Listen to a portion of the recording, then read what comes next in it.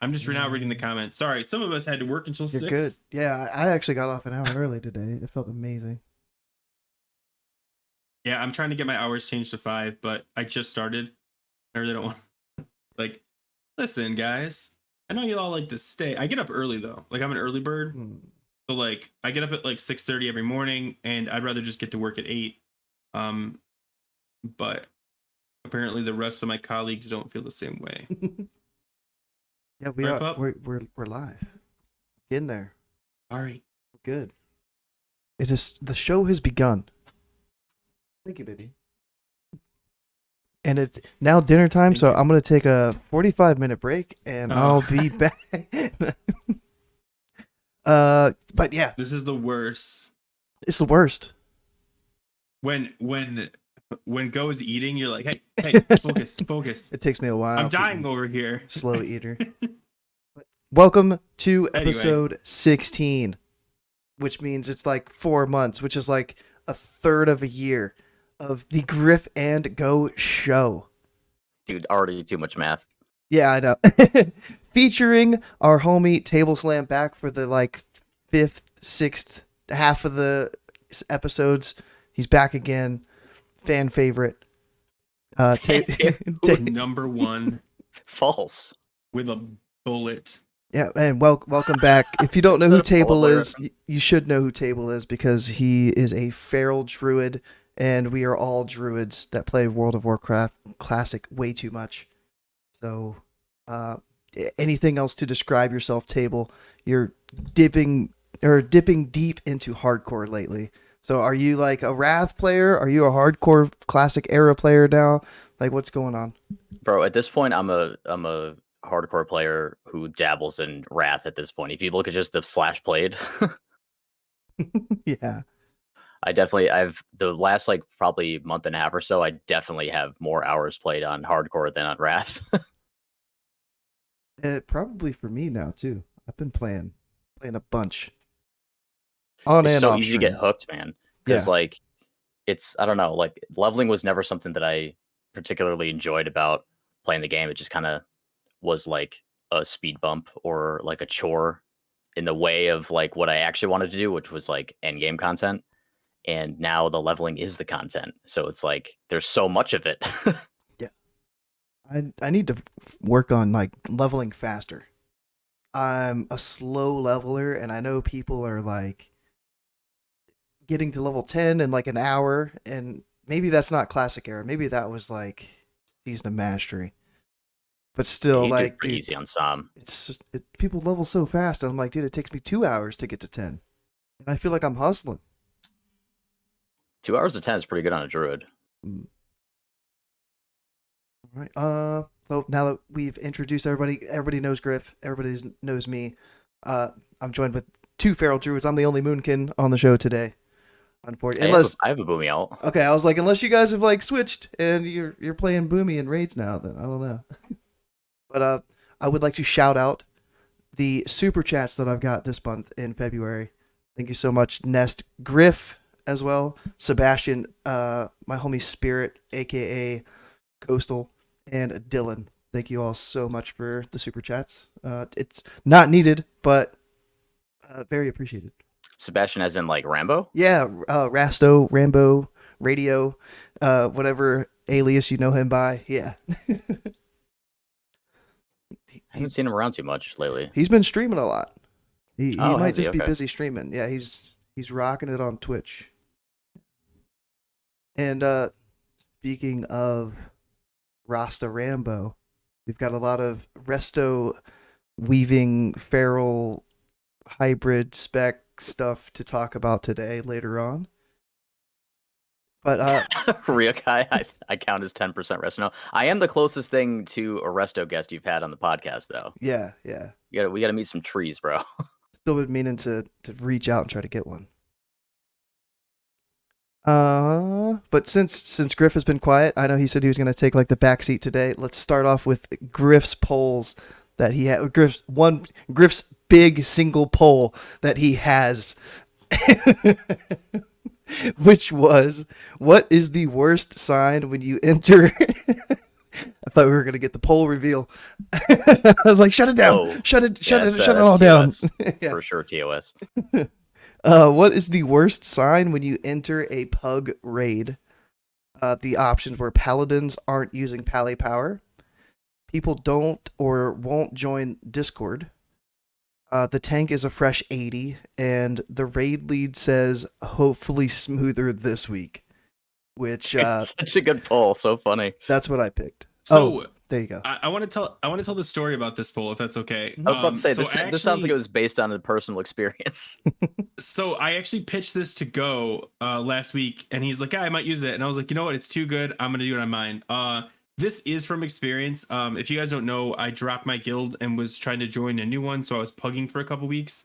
So I pugged 5-mans, 10-mans, 25-mans. I experienced like everything, and like what was on my mind was like, and Go and I were talking about it. And I was like, there's so many things that when you get into like a raid, you're like, oh man. And I was like, I wonder what like the big thing is. But someone did comment that it comes off as a little elitist, that like when you join a pug and like someone's not using pally power, because I know someone who doesn't like to use add-ons, Go. So maybe it comes off as elitist, but like honestly, it's more of like, as a guy who kind of got forced into pugging, it was kind of like funny for me to see like, what shenanigans are we gonna get up to this week? Because you have no idea when you join a pug what's gonna happen, like at all. Like for all you know, the raid leader is brand new, and this is his shining moment where he's like, you know what? I think I can raid lead.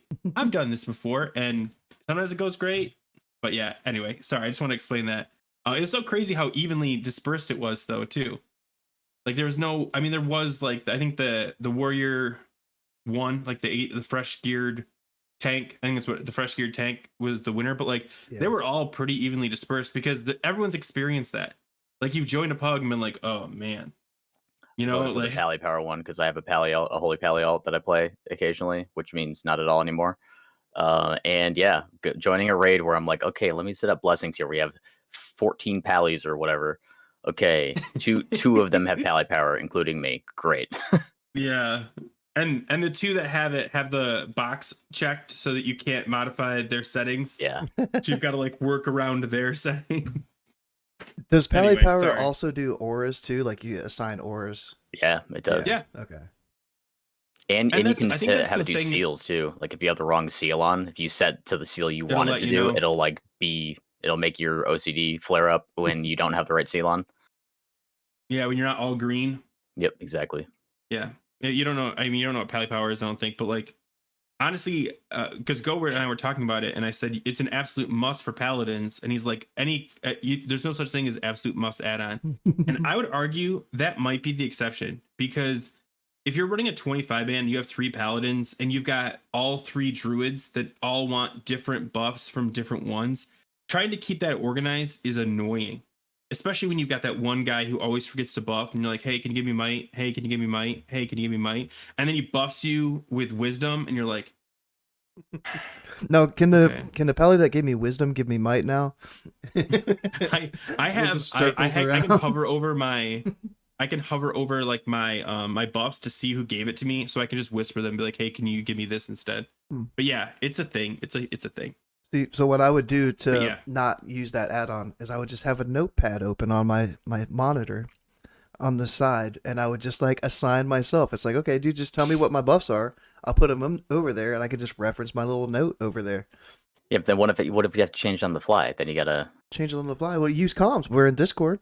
We're on voice chat. Just be like, hey, Go, can you do X? And I'll be like, yeah, sure, no problem. Well, but that's another one on the poll. A lot of people don't like to, especially 10-mans. Like, I mean, VOA. I don't jump into Discord for VOA, but like for any average 10-man, most people should jump into a 10-man just so that if the tank or the raid leader's calling stuff out. But some people are like, no, man, I know this. Don't worry about it. And you're like, Would you join Discord for Nax at this point, or? Yeah, I would. Yeah? If you're doing like, because like if anyone that's running Nax, they're either under geared, so you got to be careful, or they're doing immortal runs, and you don't want to miss a raid call and cost the immortal run because you're like, I don't need Discord. Who pugs an immortal run though? What? Yeah. What? You never pugged Immortal? No, dude, that sounds like torture. Our guild never got it. You haven't There's no way I'm lived pugging it. until you've pugged Immortal. I have Immortal. Dude, how do you guys not have Immortal? We lacerate weave, and that sounds bad to me. Immortal. This guy. Week 4? No, week 5, I think. Yeah, something like that. Of phase 1 in a pug? No, not in a bug. I was gonna say, It's a like, guild one. No, that's impossible. The people that do it now, they're fully geared Alduar. You know what I mean? Like they're not. It's not like fresh. Oh yeah, 80s they're trying just to do styling on the Immortal plays runs. at that point. They're Yeah. treating the bosses like trash mobs. And I still listen to them complaining in chat when somebody causes a wipe. And you're like, how are you guys dying? Like the fights last like 40 seconds. What are you doing? What happened that fast? Don't pull threat. Yeah, like try to die at Yeah. that point. All right. Yeah. Uh, Anyway, a sorry. very lopsided poll was Table's poll. I didn't mean for it to sound like that. I mean, all how you see it, bro. It He's- is lopsided. He's seeing a doctor. He's seeing a doctor about it. But in the meantime, Yeah, so the Table's poll was, have you ever, and I misspelled that terribly, a triad? Have you ever tried Resto weaving? I read it as I Have you ever misspelled tried saying Resto. Resto weaving? Oh my gosh. Yeah. Have you ever tried Resto weaving? And the options were yes, it's how I played normally, which had 5%. Yes, but only on specific fights like Vezex had 9%. And then only in PvP, 7%. And then where everybody chose was never tried it for 79%. And I fall on that 79%. yikes. I mean, I knew it was I gonna will- happen when I Yeah. posted the poll. I was like, immediately, I was like, yeah, this is for sure gonna be. You never tried it. That's why I put it last because I was like, I want I people to at think- least read the other options first. I think making that poll forced people to see the word Vessex and go, wait, is that a thing? And then start looking, oh, okay, I see. And I will say I checked on a few encounters, Vessex is the one that I've done it on. And I think for 10-man, it's huge. I think it's like it's amazing for 10-man. 25-man with that many healers, they don't even notice you. Yeah, Like at least my experience. And if you're trying to really cut down on healers, maybe, but like I think our we first four-healed hard it, mode Vezic and I skill, was we still had like our healing comp just was to the point where like it actually did matter that I was doing the heals. But this past week, we had the first time we killed it, we had 1 holy paladin, 2 priests, a druid, and a shaman healing. So my regrowth actually mattered on the main tank. But this past week, instead of the Resto shaman, we had a second holy paladin, and I had like half, like a little over half the amount of healing that I did the first week. We also killed the boss faster, so like that, there's going to be less healing overall in general with the faster kill anyway. But like I basically felt like I was like ineffectual essentially. Like it was like I was doing it, but it was unnecessary. Like it was like 70-something% overheal. So this week I'm not going to do it at all. Like I literally Resto Weave to help us get our first kill, and now I probably don't have to do it at all anymore. Because that was like the only fight. I think 10-man it's still viable. Yeah, there's some strats where like people will solo tank. Like the main tank will tank Vezics and the Animus at the same time. Because then you get like an extra raid slot to play with instead of like a gimped DPS trying to do damage while it's just Vezics up or whatever. So if you just have the one tank and then that third, that extra spot can just be a DPS who flexes heals, which would be, a druid, really, a feral druid. So you could do that, but I mean, Is I don't Vezex know. the only? It all depends. Is that the only fight you've tried it on? It's the only fight where it was like a planned thing. I'll toss out heals here and there just to keep people alive on stuff like Firefighter. Like if I see somebody way off in the middle of nowhere who's like taking damage from something, and then I can tell there are no healers, I just look around. If there's no healers in range of them, but I'm in range, then I'll pop a heal on them or something, just to help out. But I'm not like part of the healing comp on any of the fights really. I'm just spot healing essentially. That fight gets kind of crazy. With Firefighter, with like positioning. Yeah. Go ahead, Grif. Sorry, I was gonna say, you know what I do like about predatory swiftness? I love cycloning people in that same right before Vesics, like you get the I love just be able to just quickly pop out Cyclone and get right back to it. Where everyone else is like Polyam or Ice Block. I'm like, dude, I got it. Don't worry about it. He's cool. Yeah, because He's Cyclone cool. makes them immune. And Like the big thing is like if the melee gets mind control, they're gonna instantly die from all the cleave. So like if you're quick on the Cyclone, you could save a melee's life. Mm-hmm.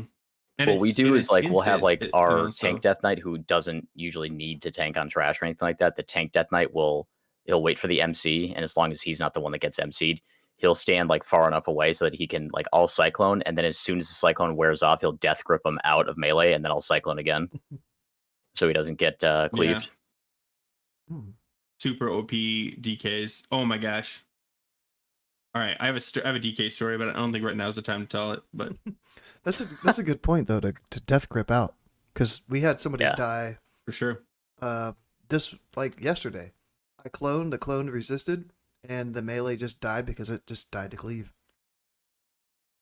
The worst is when it's like if it's like a rogue that gets MC'd and the MC makes them pop Cloak of Shadows, they're gonna resist everything anyway. Or like if it's a DK that pop AMS and you can't Cyclone them. Always happens every time. Mm-hmm. Yeah. I go bear and then bash, and then I'm like, well, I tried. No one can blame me. I didn't do my thing. Yeah. I haven't gone bear to bash. Because it can be dispelled, I think. Can it? Can it be cleansed? I think it might be able to be or mass purged, dispelled. maybe. Yeah, I think it can be mass dispelled or purged. Yeah. Don't quote me on that though. We normally like my guild's full of memers, so like when people get mind control, they try and kill them. Just kill them. So I'm the troll who's I'm like actually doing the right thing, but I'm actually trolling my raid by cycloning the person who got MC'd. All right, and my poll was also pretty lopsided with a lump. There's an extra, like one of the options got over the single digits, so for sure see a doctor. Yeah.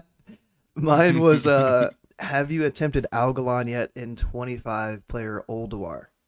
Wow. The options. Nope. I'm seeing the stats now. Yeah, that's crazy. The options. Nope, not yet. Another option. I will this week for sure. Third option. I have but haven't downed it yet. And the last option. I have and downed it, which was the second highest results that they have and downed it with 16%. Liars. Hey, I think if you can get to Algalon, you put the effort in to down him, and that's the whole poll right there. Like, oh, we got to Algalon. Well, we're gonna kill him, and that's all there is to it. Because if you haven't, you haven't. But if you have, you get it down. We did not get it down. Because like that 9%, you couldn't get it down. We did it in 10 and 25. Couldn't get it down. I think the closest we got was like 60%. We couldn't break 60%. I don't think in 10 or 25. Like the first. Were you just bad timing, or what? People just dying. I don't. People getting People probably hit. weren't far enough Maybe away the from D-Sex. Yeah, like something was going on with the heals, the tanks, like the cooldowns there, and like people getting hit with the meteor crash. The void zones, like people going in and then getting stuck, or going in early because like a star died, they didn't move, and then they instantly got like ported in. Like everything that could go wrong, we've seen it all at this point. So yeah, I was definitely one of those fights where like a couple people doing the wrong thing can completely ruin the attempt, which is extra frustrating since you only have an hour. Yeah. So Thursday we'll be going back in. We've got loads of time. All we have is like Ignis, Razor Scale, and Algalon for a 3-hour window. So we get our 1 hour of Algalon, and then we've got 2 hours to do the other 2 bosses. But yeah, have either of you downed him, seen him? No? We put some attempts in on 10-man, but our main tank DC'd after like the 3rd or 4th pull, and we were like, well, that's kind of it, I guess. But we haven't even tried it on 25 yet. We were hard focusing the rest of the hard modes, and we finally got all of the hard modes all the way done. So now we just have Algalon left that we haven't downed yet. So we're going to be actually progressing Algalon tonight, or maybe not tonight. Maybe either tonight or tomorrow. We're going to be progging 25 Algalon. My raid nights are Thursday, Sunday, so I think I'll be seeing Algalon tomorrow. But because the comp isn't perfect for this raid, they said that what we're gonna try to do is we're not skipping anything. We're hard moding no matter what, and getting as much done as we can on hard mode, and then saving anything we don't get. That's what Sunday's for, because I know a lot of people like, you die and you're like, well, let's just move on. But you're like, you have 2 days. You might as well get the hard modes. So, which is exciting for me because I came from pugging where it's like, you know what, this is never happening. We only have 3 hours. Let's go. And you just kind of push through. So yeah, like I'm hoping to see Algalon, if not tomorrow. And there's 2 raids in my guild, and raid 1 did a full clear in 3 hours. So like raid 2, which consists of like 6 or 7 alts from the same group, and then a bunch of like more people, who all are really good, apparently really good. I haven't really played with them that much. I don't know. We'll see. I'll let you know. I'll video it. I'll record it. I won't stream it though. Allegedly Too much good. anxiety. Yeah, I don't know. They're rank 1 on our server, but what does that mean anymore? I mean, really? Yeah. There's so many rank ones. Just depends Depends on on the server. Yeah, depends on the server. Yeah, our server's small, so We're the rank 1 that ended at the time of the end of our raid. Then after that, there was Mhm. other raids that finished that came in Starts second on like and baseball third. stats. Yeah. All right, let's move it on into the videos that we've done because we're all YouTubers slash Twitch streamers, but mainly I would consider all of us mainly YouTubers. So sure. back on the conversation of resto weaving, Table put out a resto weave guide, and it's consumable. It's 18 minutes. It's not like a 45-minute like guide and stuff like that. So like it's a good length video with plenty of information there. We got a lacerate spec, Coligarn spec, and what else can people see in that video? Well, the first 2 specs you talked about, yeah. The first one you talked about, the one with like lacerate, it's literally just the normal lacerate weave spec. You just take 2 points out of Protector of the Pack and put them in a Nurturing Instinct, and that way, if you don't need a Resto Weave, you can still Bear Weave, and you still get at least a little bit of Bear attack power. And then the Coligarn spec is pretty self-explanatory. It's like you spec how you like normally would for a Coligarn spec if you were going to go for that, and you just find a couple of points to drop somewhere to put it in a Nurturing Instinct, and then the last spec is no points in Protector of the Pack at all, and you go 3 out of 5 Furor, and then you go 3 out of 3 Imp Rejuve, and then you, in a situation where normally you would either cast Gift of the Wild or go to Bear form, instead you cast healing spells, and the spell that you use depends on whether or not you have a Predator Swiftness proc. If you have the buff, like the instacast buff, use like a regrowth or like a healing touch or whatever. If you don't, then use a rejuve, and then the rejuves will be 15% stronger because of the talent. And yeah, you're basically at that point, you're just full on hybrid healer, where every time you're low in energy, you're healing instead of and it's obviously less damage than any of the other types of weaving, because all the other types of weaving are directly increasing your damage, whereas resto weaving, you're pretty much purposely decreasing your damage to add healing to the raid. So it's useful for stuff like when people were starting to do a lot of speedrun stuff in Nax and they were dropping down to like 2 healers or whatever. Yeah. Some groups wanted to drop down to 2 healers, but they couldn't because it was too much healing for just the 2 healers to handle. So if you would like Resto Weave instead, then you basically have like 2.5 or 2.6 healers or whatever, however you work the math out. And then the Feral Druid spot heals basically and like helps with some raid healing stuff and does like some supplement, or you have like a Holy Paladin on the tank and then like a Disc Priest on the raid or whatever, and then you have a Resto Weave Feral popping out hots wherever needed, like just spot healing basically. And that way you're doing more damage than a healer would, and you're doing more healing than you would if you were like pure damage. So it's like a kind of in between. And it's definitely not like, it's not a parsing spec at all. Like you're not going to parse well at anything doing Resto Weave. So it's not like for people who want something a little different out of Feral, but are sick of like the parse meta and all that other stuff. It's like it's an interesting alternative gameplay style that is actually a hybrid spec, which is like not really that common anymore. Like most people choose to like fully specialize in one thing and try and be good at it. But like, especially lately with like how not great Feral has looked, it's like, well, we gotta like, what else can we do? Like if we're doing all this extra garbage and we're like barely, cracking the middle of the pack, like what else can we do to show that we have some value to the raid other than subpar damage? Maybe and the answer is some healing, I guess. Yeah. Go ahead, Grif.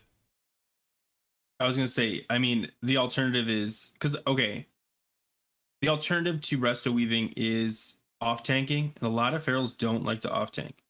So Yeah. if you're one of those people that doesn't like to be in that position, resto weaving might be a really cool option for you. Unless you're, because honestly, the biggest utility ferals bring is they can go into bear form in a split second. You don't have to change spec, and they can trash tank. Like I mean, we do one tank it now with like the guys with the orbs, the spheres. You have to pull them away, or some people split them up. You can just have one tank drag. But if you're not there yet, you need a second tank. You don't want to have like a dedicated second tank.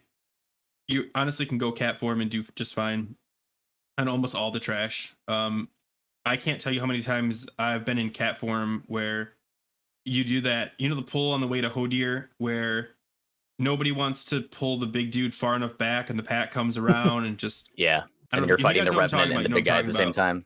Yeah, and nobody wants to focus the Revenant, so everything's just getting and there's And you're getting I disoriented think, and like, frozen. yeah, every other time I've been there, we've had a problem there, and I always just like go bear, taunt, do the thing, and no other class can really do that. Like warriors can kind of do that, but not really because their gear doesn't really work that way, and DKs can't.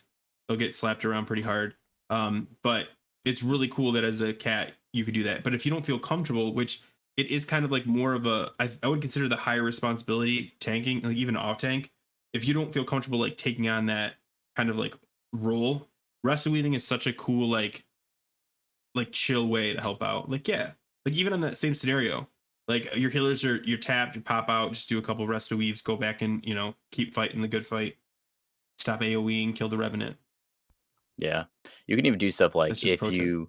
if a healer like DCs or whatever, if you have some like spell power gear in your bags or whatever, but you don't have like a full set, like it's a decent way to like, okay, well, at least I can still contribute in some way. Like I can just pop on Mm-hmm. what I got. Like when I was like our first hard mode Vesic kill, I resto weaved. And I have a video of that up as well that I reference in the guide video. It's just my POV of doing it.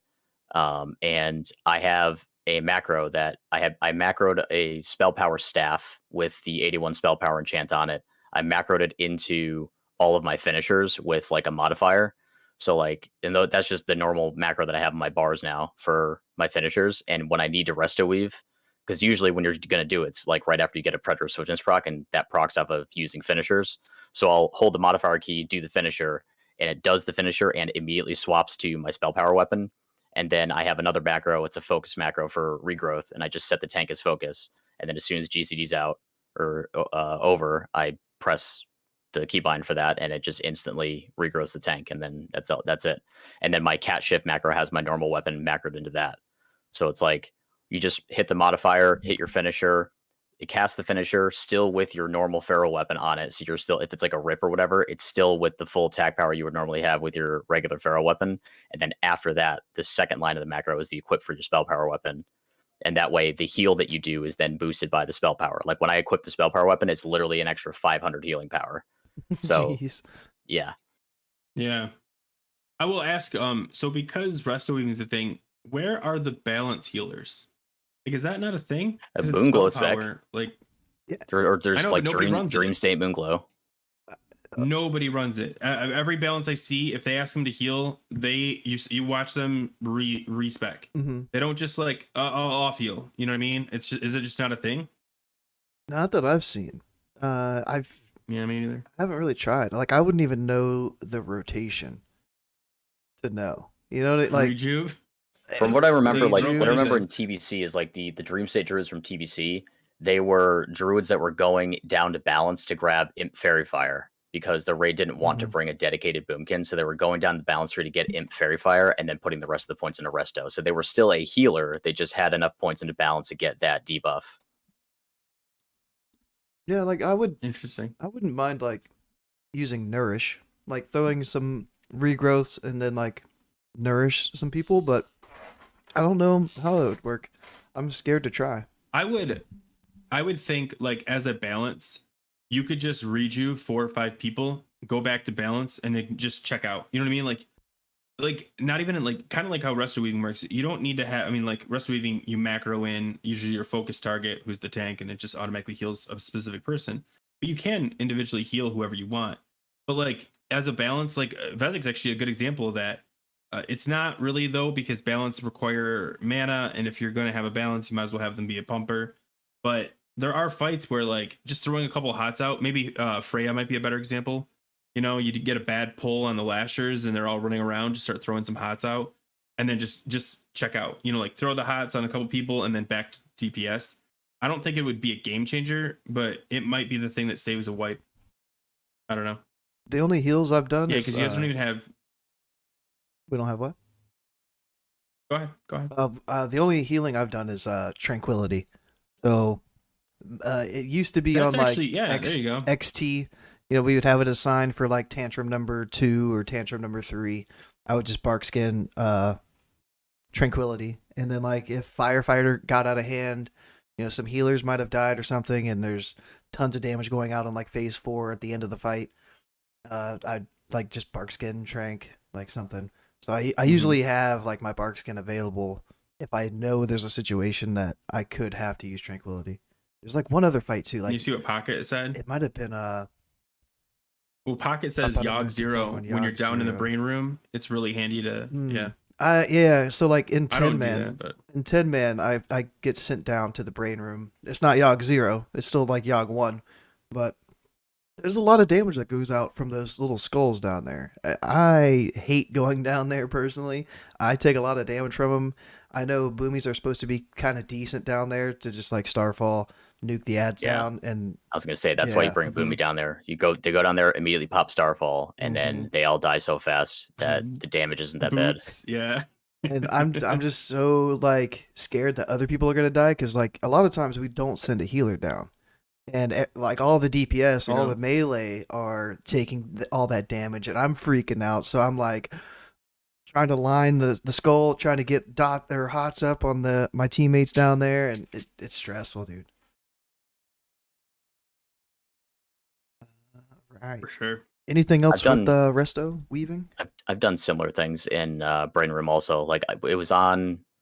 I don't remember if it was the time we got the first kill on Yogg 1, but we were doing prog on Yogg 1, and one of the healers was, what the hell was it? I think they had something on them, or they were in a constrictor or something like that. Either way, like they weren't able to get to the last remaining portal. Like people took the wrong portals, and the healer's portal was supposed to be the one closest to them, but somebody else took it. So the only one available was on the other side of the boss, and they didn't get to it in time. So we didn't have a healer down there. So I just Resto weaved the melee, and it was fine. I just ran in, rejuve the melee a little bit, and then went back into cat form, and then Imp Leader the pack just healed them up the rest of the way while they were attacking. Isn't there? I don't know if this is true, and you'd probably know better than I would because I've only done Yogg a couple times. There's a curse or a poison, or I can't remember which one it is, that when I was down there, because I'm a druid, they're like, "Hey, cleanse somebody," and I was like, "Okay," I can't remember who it was or what I did, but like they said that's one of the other strengths of a druid, especially sending a druid down in case anybody pulls down with the curse. I'm assuming it's a curse. It's both, yeah. You don't have to send a healer down. You don't have to send a healer down. You've got the DPS that can do it. I guess a mage could do it, but mages don't go down. So like, yeah, like that's another reason why druids in general are really good down in the brain room. Beyond the other great reasons they're, very mobile.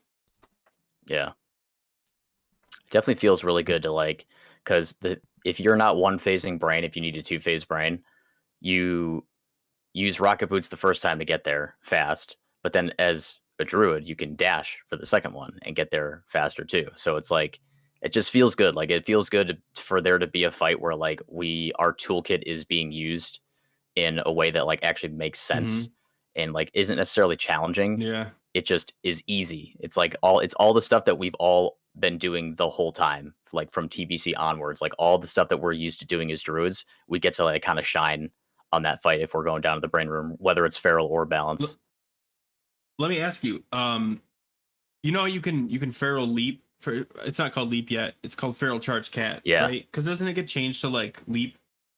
I don't know, like that but later it puts you Anyway. behind the brain. So like that's one of the Right. other reasons why they send me down there. Well, obviously like melee goes down there anyway, but like literally they just throw a mark on me and I'm always the first one to get to the brain anyway because of either rocket boots or dash plus feral charge. Plus So literally, yeah, as soon as I charge, I'm already behind the brain, and I just start jumping, and the rest of the melee already know right off the rip like exactly where the back of the brain is. The back is, yeah, same. Super powerful. One other good thing for sending druids down there, even though I'm making a better argument for me to be down there personally, is fairy fire on the brain. Like, oh yeah, big time.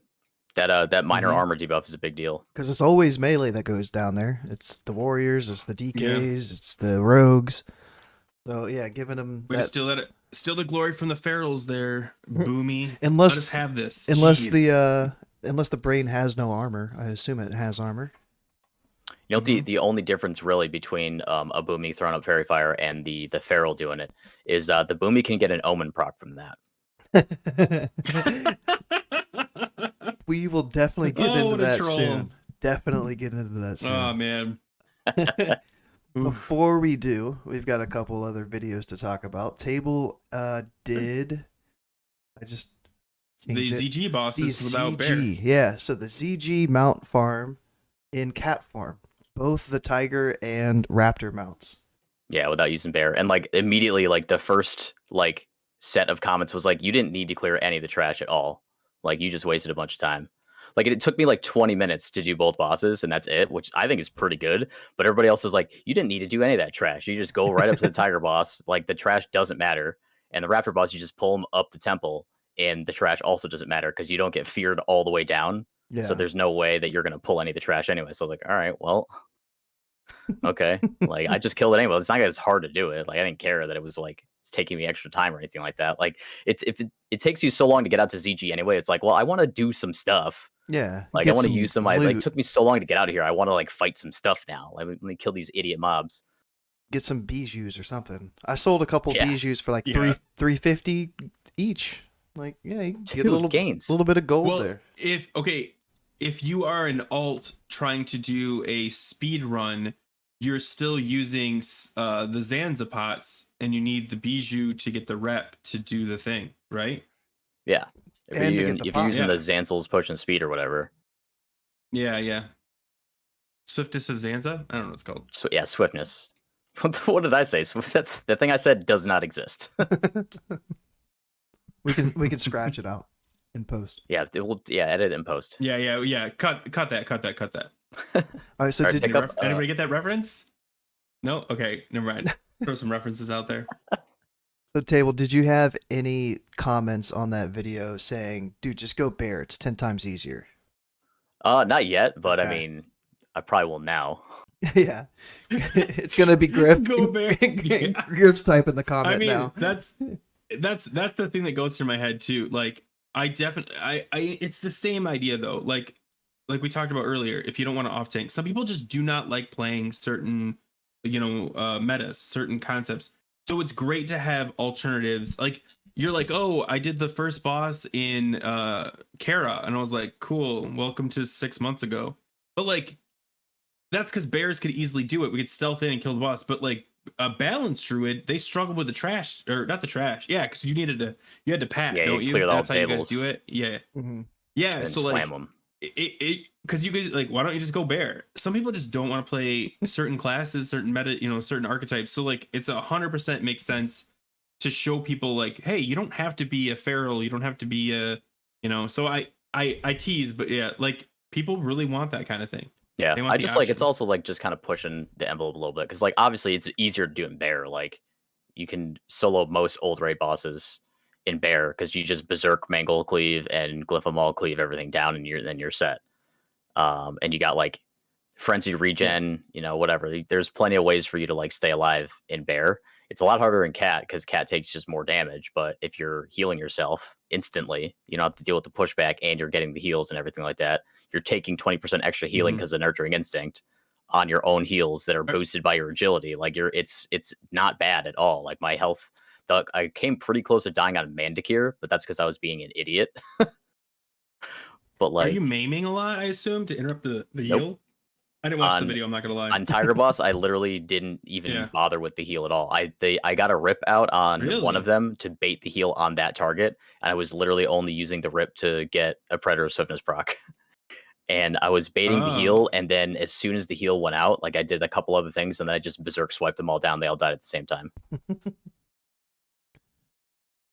I went back in there the other day and killed both of them. I one shot them both as a boomy.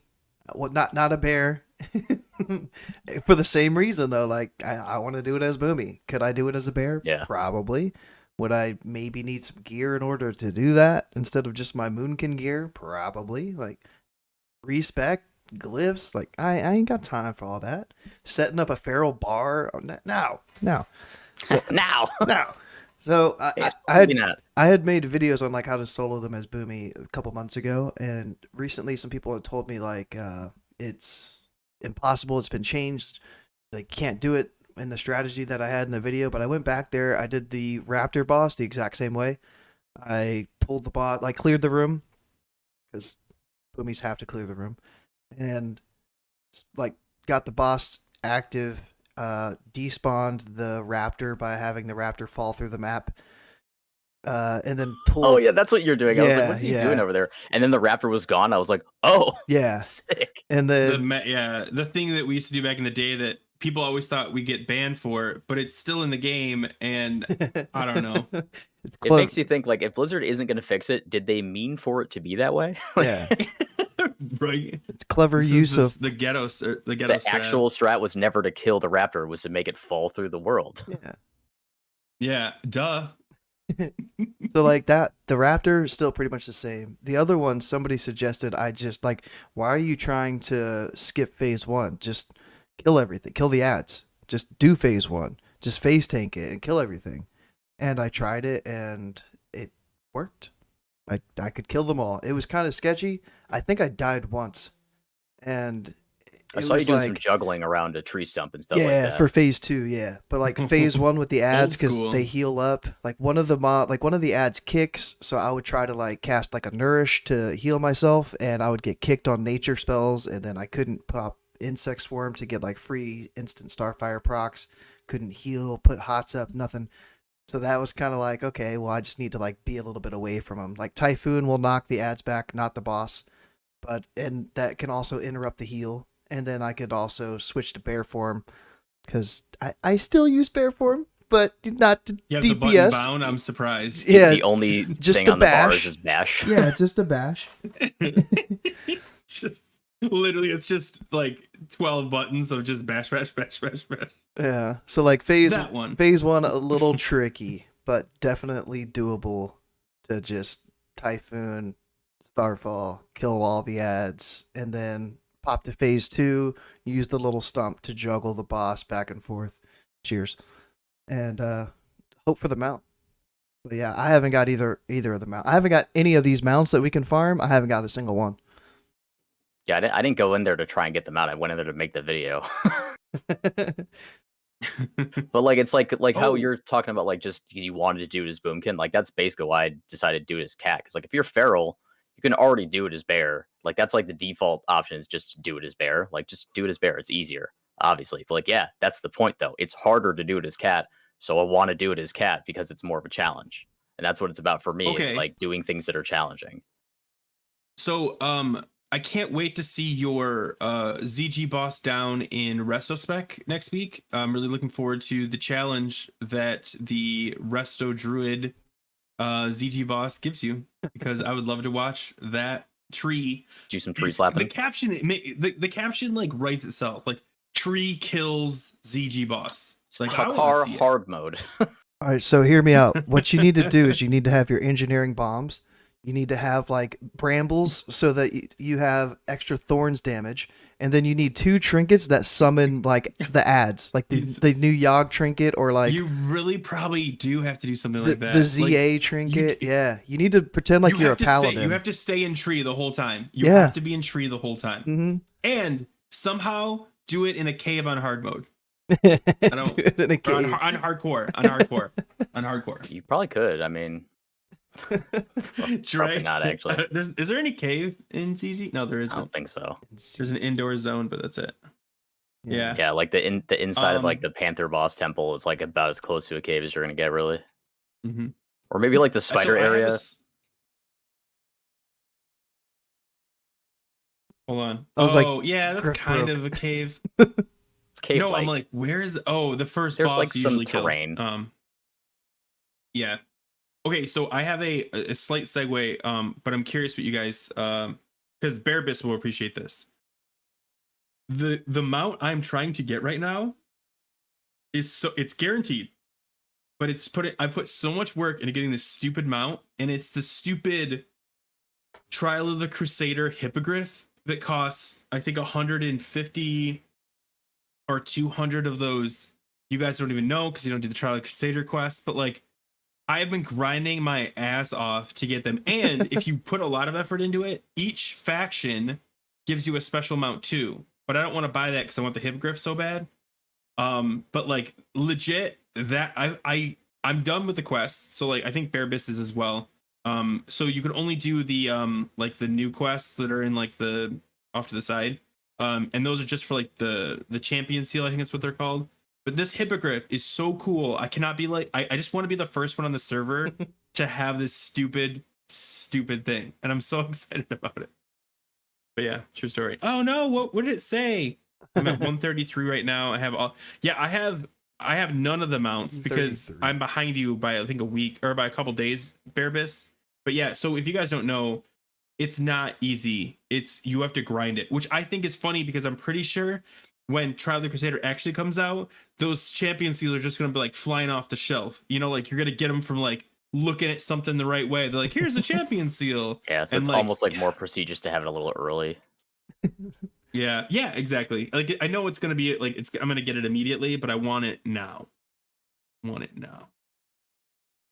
You fly into the zone, you get the Yeah, champion those shields. Trial of the Crusader dailies and stuff for the mounts are like they're for anybody who's a mount collector, like those are perfect for that. That's like there's way more mounts in the game now in Wrath than there were in TBC, of course, because they keep adding more and more. And of course there's like the meta mounts for like the dungeon achievement and the raid mounts and stuff like that.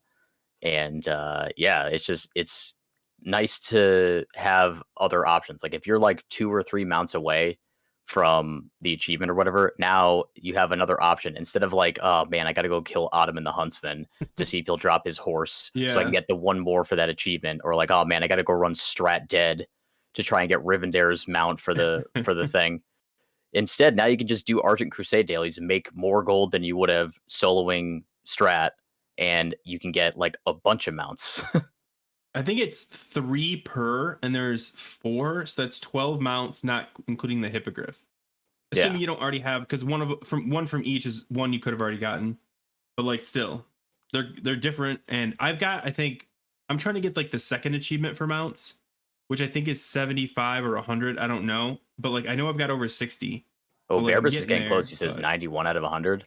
That's like it is that's 100? so cool. Okay, like obviously you've already gotten all the easy ones, so now it's at the point where it's like, all right, now I got to do all the ones that are like a pain, like annoying to do. Like the cat. What's the turtle that you had on? Oh, the PTR? fishing one. The fishing one, yeah. The fishing one. You got the fishing one on PTR. Oh my god. Yeah. Well, on beta. Yeah. Yeah. On beta. But sorry. Beta, I still haven't got it on live yet, but I was rocking that thing on the beta, either. dude. I was riding around Dalaran on my little fucking turtle. Like, hell yeah. It's so funny for a Druid to get it too, because it's like, all right, sea turtle mount, so you can move faster in water, or just go into aquatic form. Yeah. Yeah. I really want the sea turtle though. Like it's on my list. It's on my list. But I'm gonna newsweave here for a second. So the Valentine, the Valentine's event is over. I was using those cologne buffs in raid. Those are gone now from your inventory. They did leave you the little gems that you could get. So the gems are gonna be cluttered in your bag and useless until next year. Delete them. All of those buffs are now gone. And since we were just talking about mounts, did either of you two try to get the rocket mount? Did you see the rocket mount? I did. You saw I it. saw somebody saw it riding one in time. Dalaran. Yeah, I've seen some people riding it. I think I did it one day. Dude, I didn't even do the event in SFK. The only thing I did was I got the little charms so I could get the agility cards, and that was all I did. Yeah. I did. I mean, because you know me, I'm an achievement whore. I did all of them. I did the chemical daily. Never saw the rocket once. Like, Oh, like you didn't did the even stuff for the see it meta? like drop.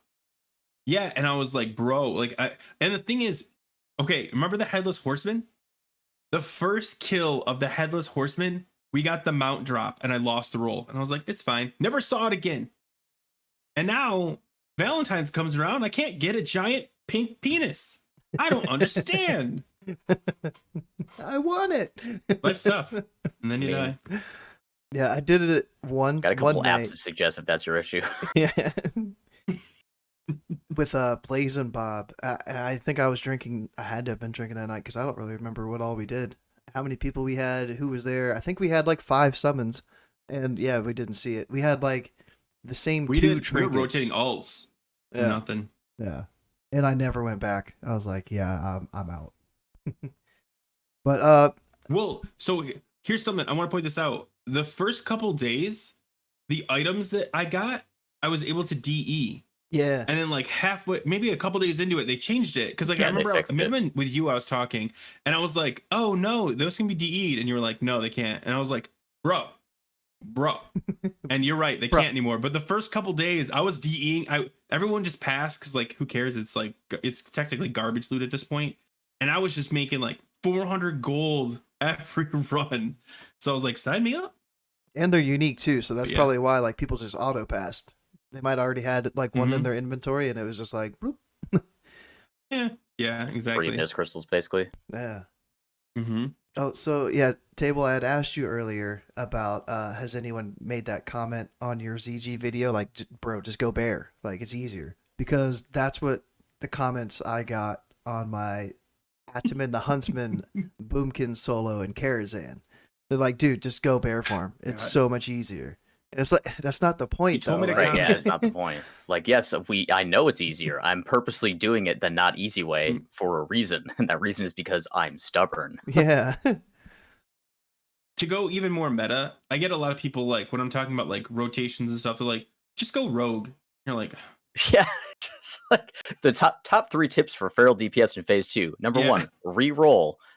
Number 2, tank. yeah, for Number real. 3, uninstall.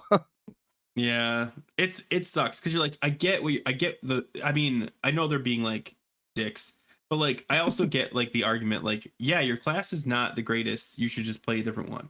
But like if that was the case, all we'd have is warlocks, DKs, and rogues with paladin tanks and paladin healers, and we wouldn't have any Yeah. like fun maybe like a shaman would pop up every once in a while like, hey guys. I have You know? totems.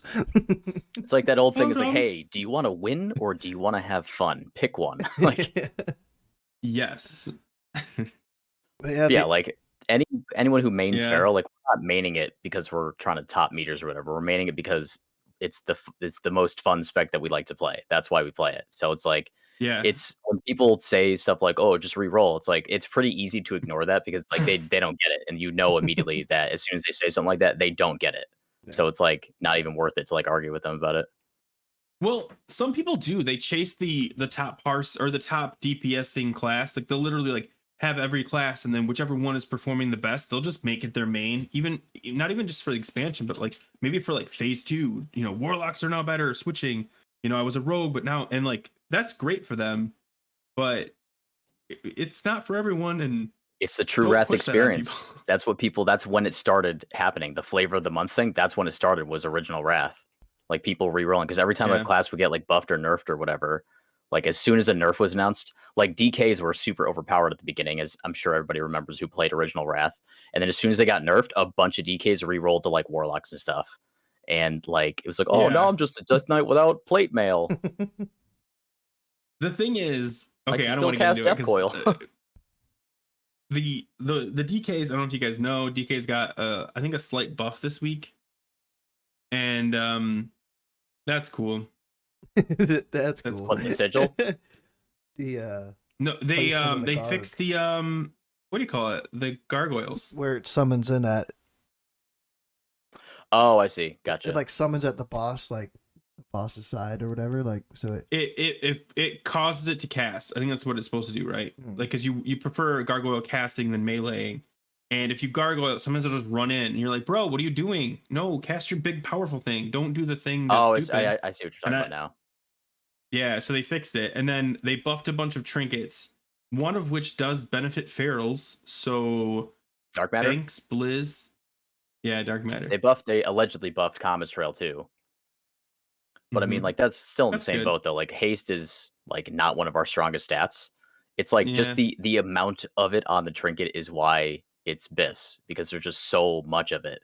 Like with enough haste, it is good. But like that's why we don't gem haste because putting a 16 haste gem in your gear is such a small incremental increase that it like doesn't do as much for your DPS as anything else would. But like a giant proc like the trinket is such a huge amount. That's kind of like how manual crowd pummeler was back in vanilla. It was Mhm. such a huge amount Yeah. of haste that it did make a difference. Such a huge amount.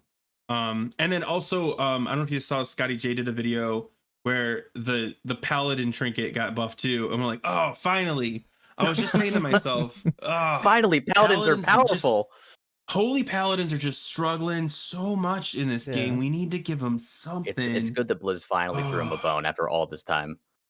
I I wasn't know. going to. I've been saying like It was a 3-minute video. I was like, oh yeah, I can watch this. 'Cause it looked like it was. when he got to that, I stopped it. I was like, I can't listen to this. I can't, because he was like, we don't really need it, but it's so great that we have this big buff now. And I'm like, I hate you so much, man. It was I hate mainly you. on I the hate you. emblems of heroism being available now for. Oh yeah, and he slipped that. Yeah, the emblems of heroism can be used to buy gems now, like the blue gems for your gear. So Mhm. gems are gonna tank. Yeah, that was And dude, instantly the price of rubies was like cut in half on the auction house on my server at least. Like ruby prices really? tanked. I haven't even looked. Yeah, they were selling for like anywhere between 120 and 160 a pop, and now they're down to like 70 something. Jeez. But which is great because I have so many leftover Valor emblems just from like running a bunch of stuff in phase 1. Like I would do 25 and 10 almost every week. So I had so much Valor. So finally I'm trying to get my Valor number up so I could buy that stupid mount in Dalaran for 200 emeralds of heroism. And now I'm like, do I do that or do I buy a bunch of gems? I still don't know what to do. Rupees are down to 70 on Mankrik. Yeah, that seems to be about where it's settling is 70-ish.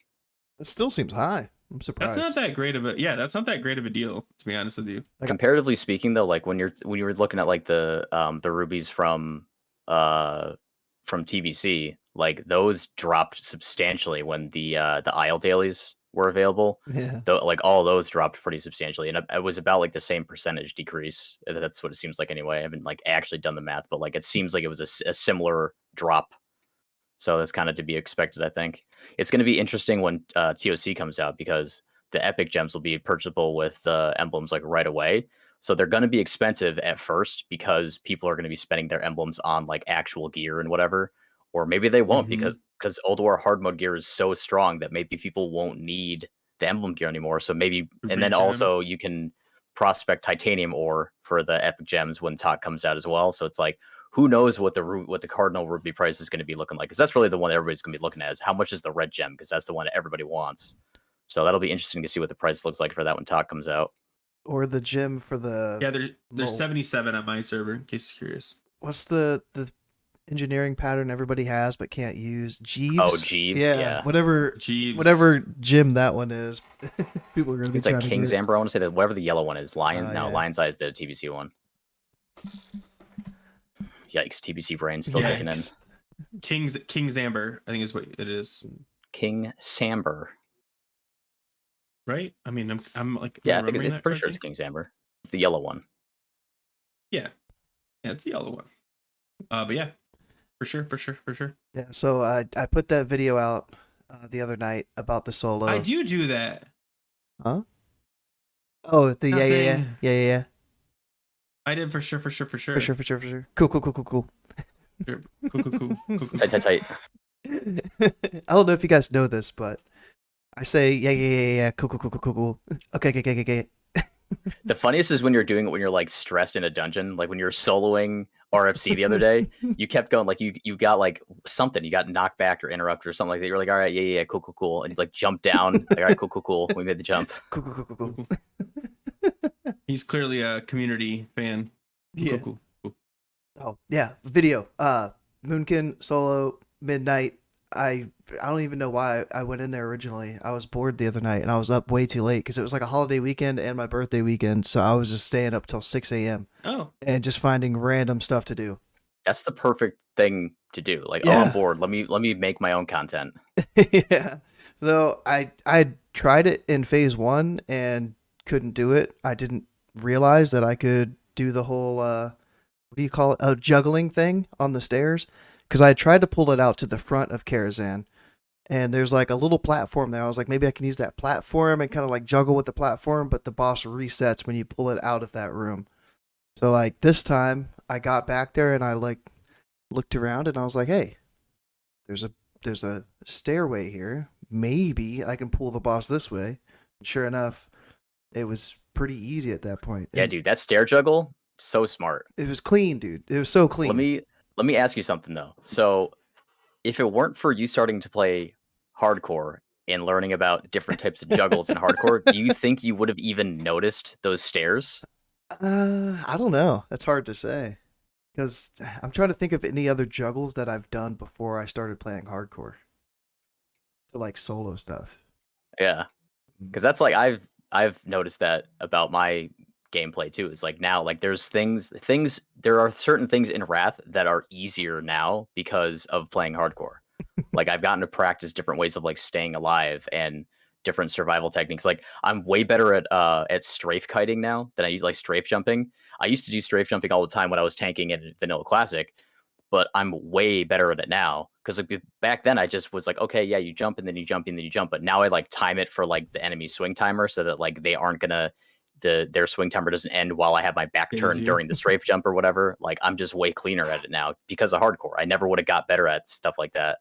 So like with the juggles and stuff like that and different like anything can be a fence. You know what I mean? Like that stair in Adamant's room is like the fence for that one. Yeah. So I don't know, it's just cool, man. I love That was cool to see you came doing up it, with like jumping off the stairs and whatever, and getting the heels out and whatever. I was like, dude, he's doing the damn thing. I came up with a macro. So as a feral, I never use MAME in PvE. Like very rarely. Like every once in a while, like there's a cause for it. Maybe like Gundrak on that one boss. Or like in Freya PvP, trash to like kind of, get the tranquility on the Ents or whatever. yeah, maybe on there. There's like there's like small enough that like man, I really don't want to put it as like a primary bind. But I found that like I wanted it to be on one of my primaries. So what I did was I did a macro with it and feral charge cat. Tell me how I'm wrong. Feral I would charge say cat. I would rather do it with something like soothe animal or hibernate or something like that. If you have those as binds or whatever, like have it set to like stand like a form macro, like form 1 maim and then form 0 hibernate or something like that. That way, like you're I consolidating keep those all of buttons. my cat spells in one place, but that's not a bad idea. Like a dual purpose thing. Like I have one of my bind slots is it's a form macro for demoralizing roar / ferocious bite. So when I'm in bear form, it's demo roar. When I'm in cat form, it's bite. And it's like on a place where I can't fat finger it, so I don't like burn combo points unnecessarily. But then when I'm in bear form, every once in a while I need to roar. So it's also out of the way. I can't accidentally fat finger it and burn rage that I don't want to burn. yeah, but I think that's what I mean though. Like, when are you ever using? Okay, so I have mine broken into cat, bear, and like so like my cat spells are my cat spells, my bear spells are my bear spells. So I only want to use 12 buttons. I've ran out of cat space, so I've been kind of like cheesing it using other buttons, which is fine. Except it overlaps when I'm in bear form. That button is still, and I could do something where like, well, in bear form it does this, and it can't, like you said, the form thing. But if I'm trying to use only cat spells, is there any downside to having maim and charge in the same button? Since you can't charge when you can maim, and you can't maim when you can charge. That's true. But like, what if you fat finger it? I mean, I fat finger it. So what? I guess like if you have it as like the normal, like without a modifier, is feral charge. That way, even if you do fat finger it, it doesn't matter because if you're in melee Doesn't do anything. already, you're not going to be able to charge anyway, so you can't accidentally burn your combo points. But then you hold the modifier down and then it's maim. Like I feel like that would work pretty good. So the modifier for feral charge is already like the shift modifier is already Mark of the or Gift of the Wild, which I use for gift weeding if I'm doing that.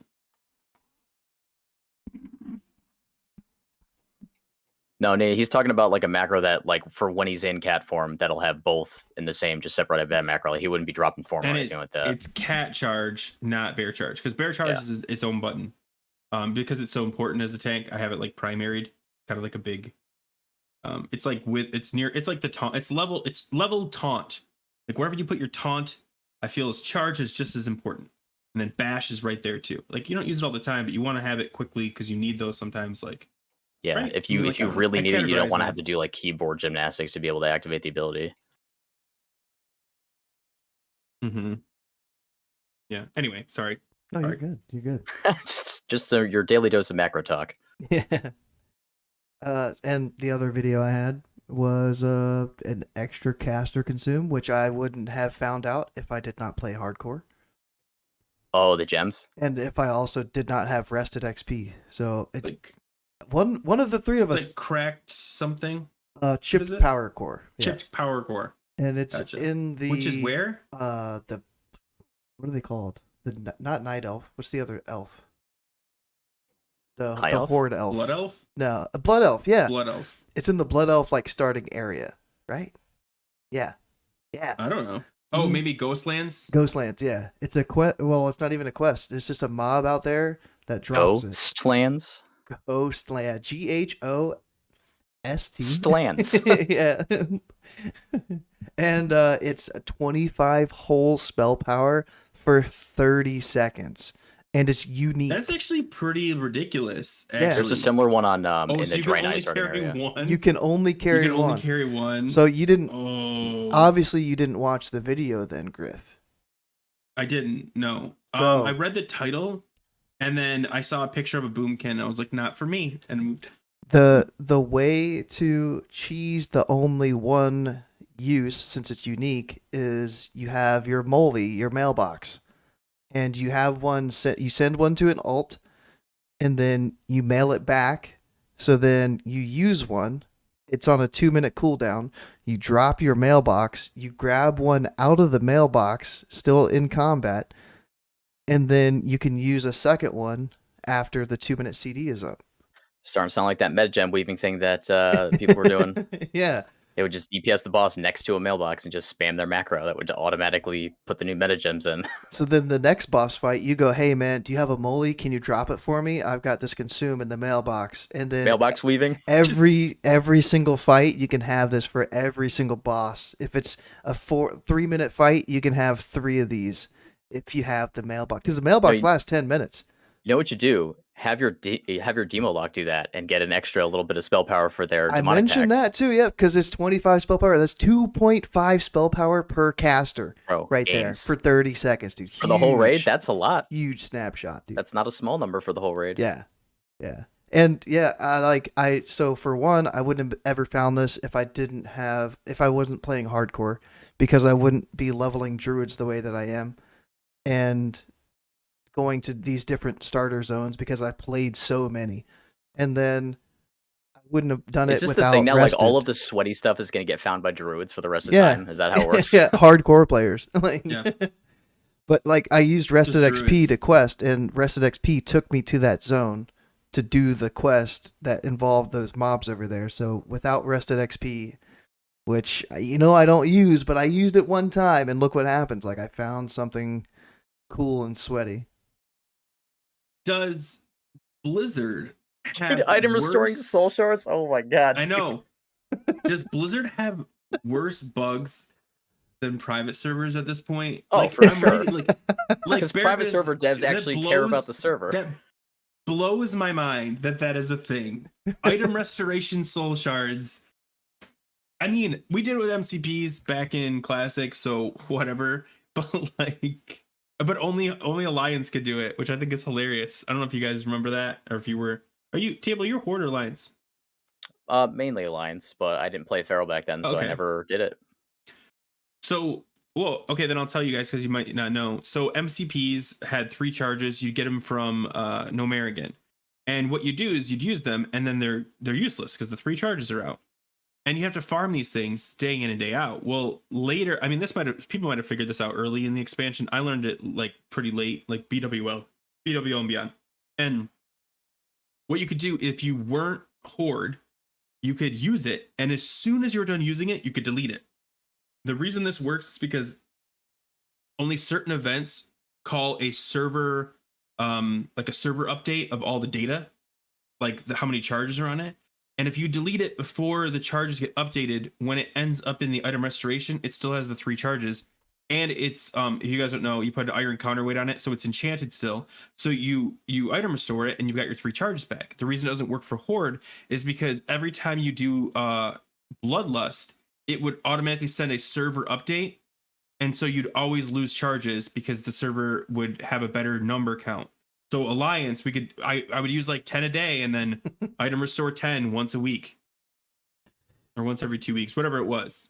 You just do a bunch of them all at once. And no intern at Blizz like got flagged like, hey man, I'm having to item restore like 5,000 MCPs on Tuesday. It wasn't a secret. Everyone knew about it. Everyone's like, you're gonna get banned. You're gonna get banned. 6 months later, we're like, no, I don't care.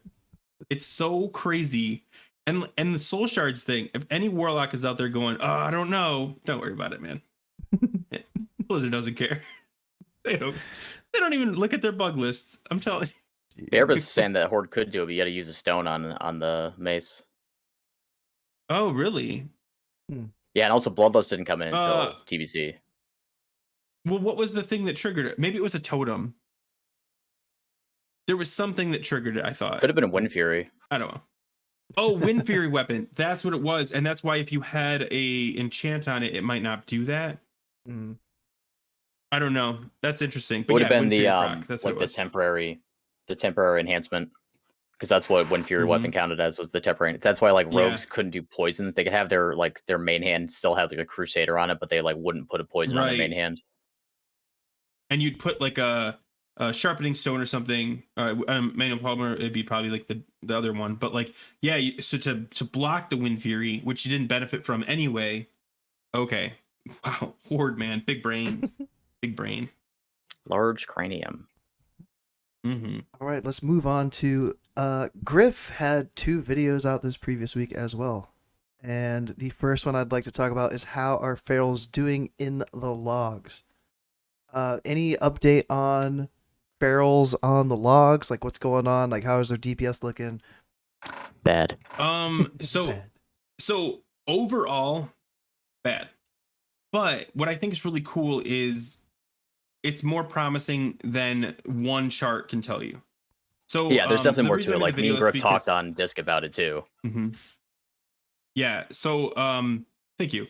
So one of the things that we noticed was in one of the charts, ferals were on top of boomies, but that chart was specific to boss damage, which ferals are single target people. That's their job.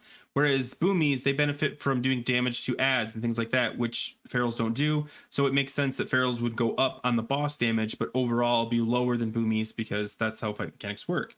But if you take it one step further, which is what this video does, and you look at each individual boss fight, ferals aren't the bottom every time. There are fights where melee is benefiting from mechanics, and there's obviously fights where casters benefit from mechanics, and you start to see like the shift. We're not topping off any charts. We're not stuck at the bottom every single fight, which I think is cool, and it's promising for maybe talk. I'm not saying we're going to be S tier ever. I'm saying we might be top of B tier one day, which is a high mark. Because Table, do you want to talk about? You were the one that sent me the charts for ICC, right?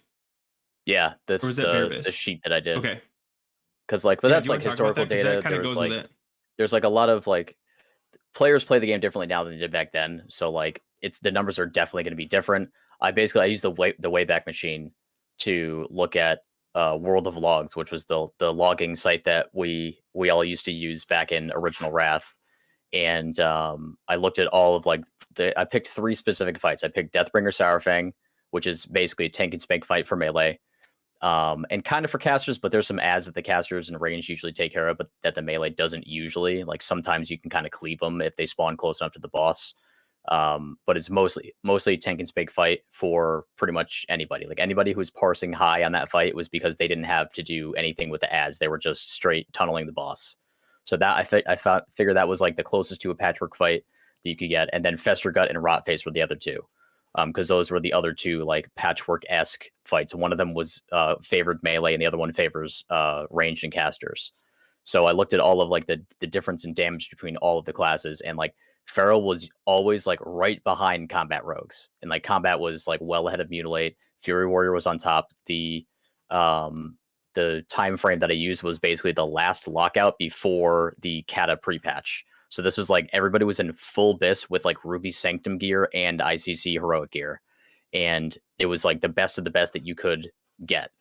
And it was Fury Warriors on top because they all had a Shadowmourne. Like the top parsing Fury Warriors all had a Shadowmourne and like a Galore and Zelg in their offhand or whatever. And then like hard capped armor pen, etc., etc. And then combat rogues were next, and then ferals were right behind combat, and then it was like Ret and the DKs and Mutilate were behind that. So top 3 by ICC historically were Fury, Combat, and Feral, and then the rest of the melee. Who knows how different that's going to be in Wrath Classic? I don't know how things will be different. One of the key distinctions between the World of Logs data and how we're currently tracking things with Warcraft logs is on World of Logs, it was basically just whatever the combat log said your damage was. Whereas in Warcraft logs, they go through and they figure out like if you had hit like I almost called it Hysteria, Unholy Frenzy, and they factor out that damage. They factor out tricks damage and things like that, but they didn't do any of that stuff for World of Logs. So it's hard to say like who, you don't even know who was getting those buffs. So it's kind of difficult to say like who actually was the best. And also we play the game differently now than we did back then. So who knows if that's even going to be an accurate representation of what we can even expect to see come ICC in Wrath Classic. But yeah, it was just a snapshot of like to demonstrate like the scaling, like how when people keep talking about armor pen scaling, that's what they mean.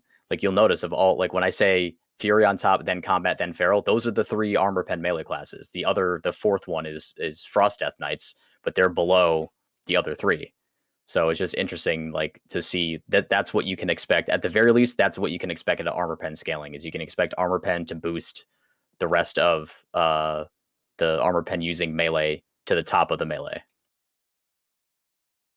So I went to talk about, or I prevented myself from talking about it earlier, but since you brought up Unholy Frenzy / Hysteria, I ran a 5-man today with the DK tank.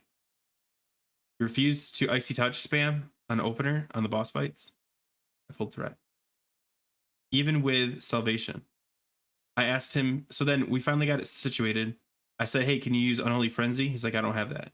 I'm like, I looked at his talent tree. I'm like, yeah, you do. He's like, oh, I just picked that up to get through. I never use it. I was like, use it. And he's like, no.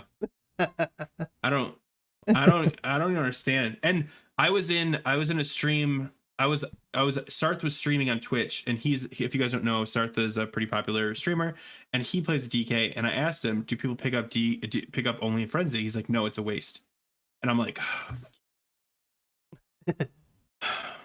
did he name it that? Did he name himself after that boss in Phase 1? I don't know who you said. Sarth. Oh, okay. Is that so?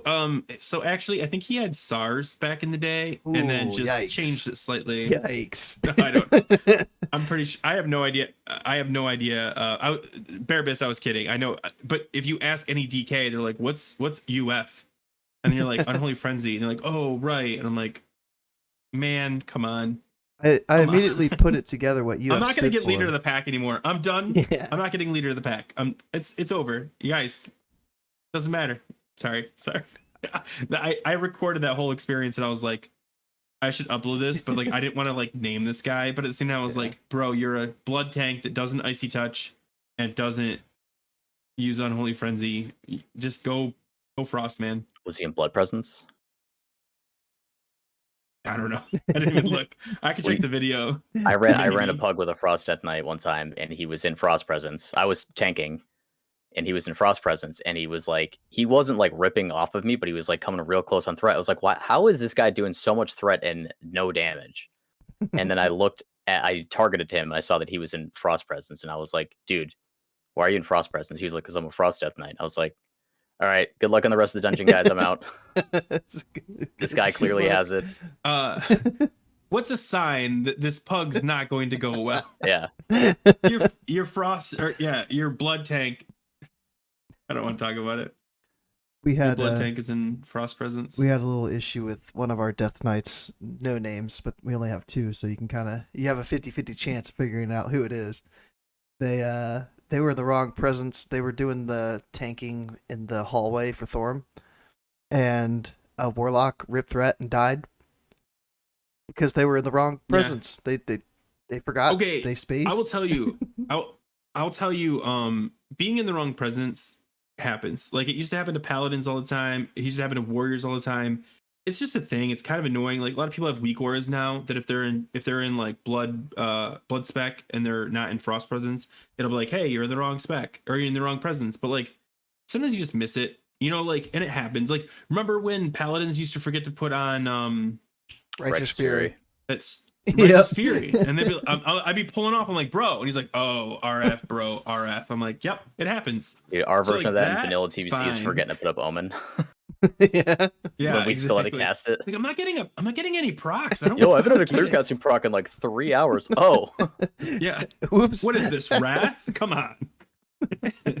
Oh, what a great segue to talk about why Fairy Fire Feral, which I can't stand that you say it that way. Not FFF. say Feral Fairy Just Fire. say- yeah, that's- Feral Fairy No, Fire. it's Feral but comes first. the spell. I Thanks, agree, Joe. but I the think so spell too. name Okay. is Feral, or is Fairy Fire Feral.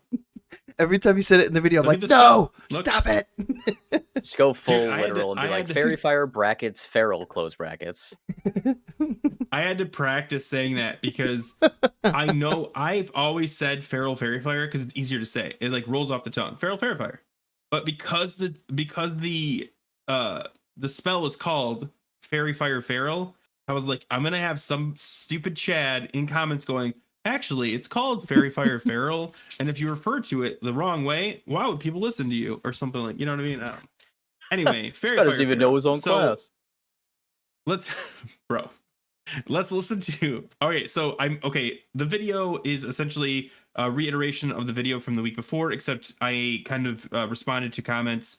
People said, hey, this and hey, that, and I wanted to double down essentially on my argument, which I think I did relatively well. I don't know.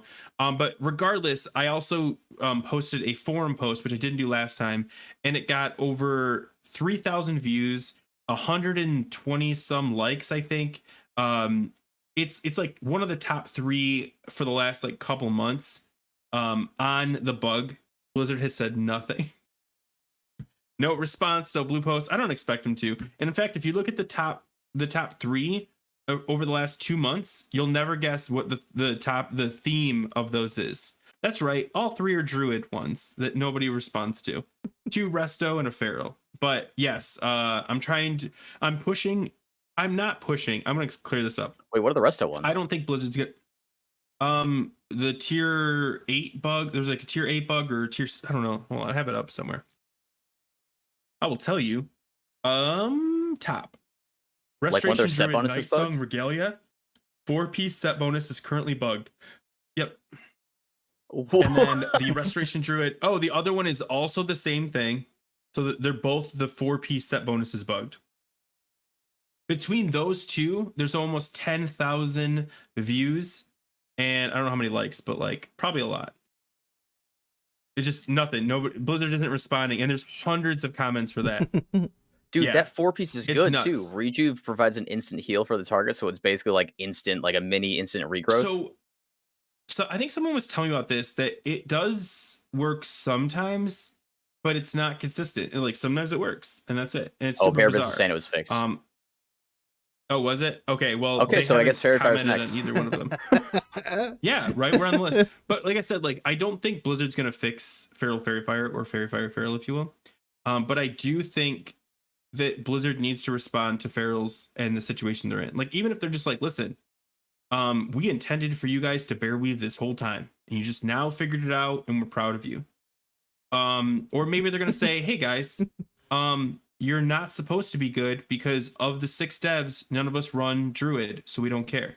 You're not Or supposed to be just good. something like that. We were Yeah. contractually obligated to add Druids to the game, and we didn't want to. We didn't know how to write a love letter, but hate for Druid, so we decided just to screw you guys over every chance we get. You MCP, stupid level 40 helm wearing, bear weaving, gift weaving, snake weaving, garbage class. I think it's what they are going to say. It's starting to sound like the Ric Flair intro. Bear weaving son of a gun.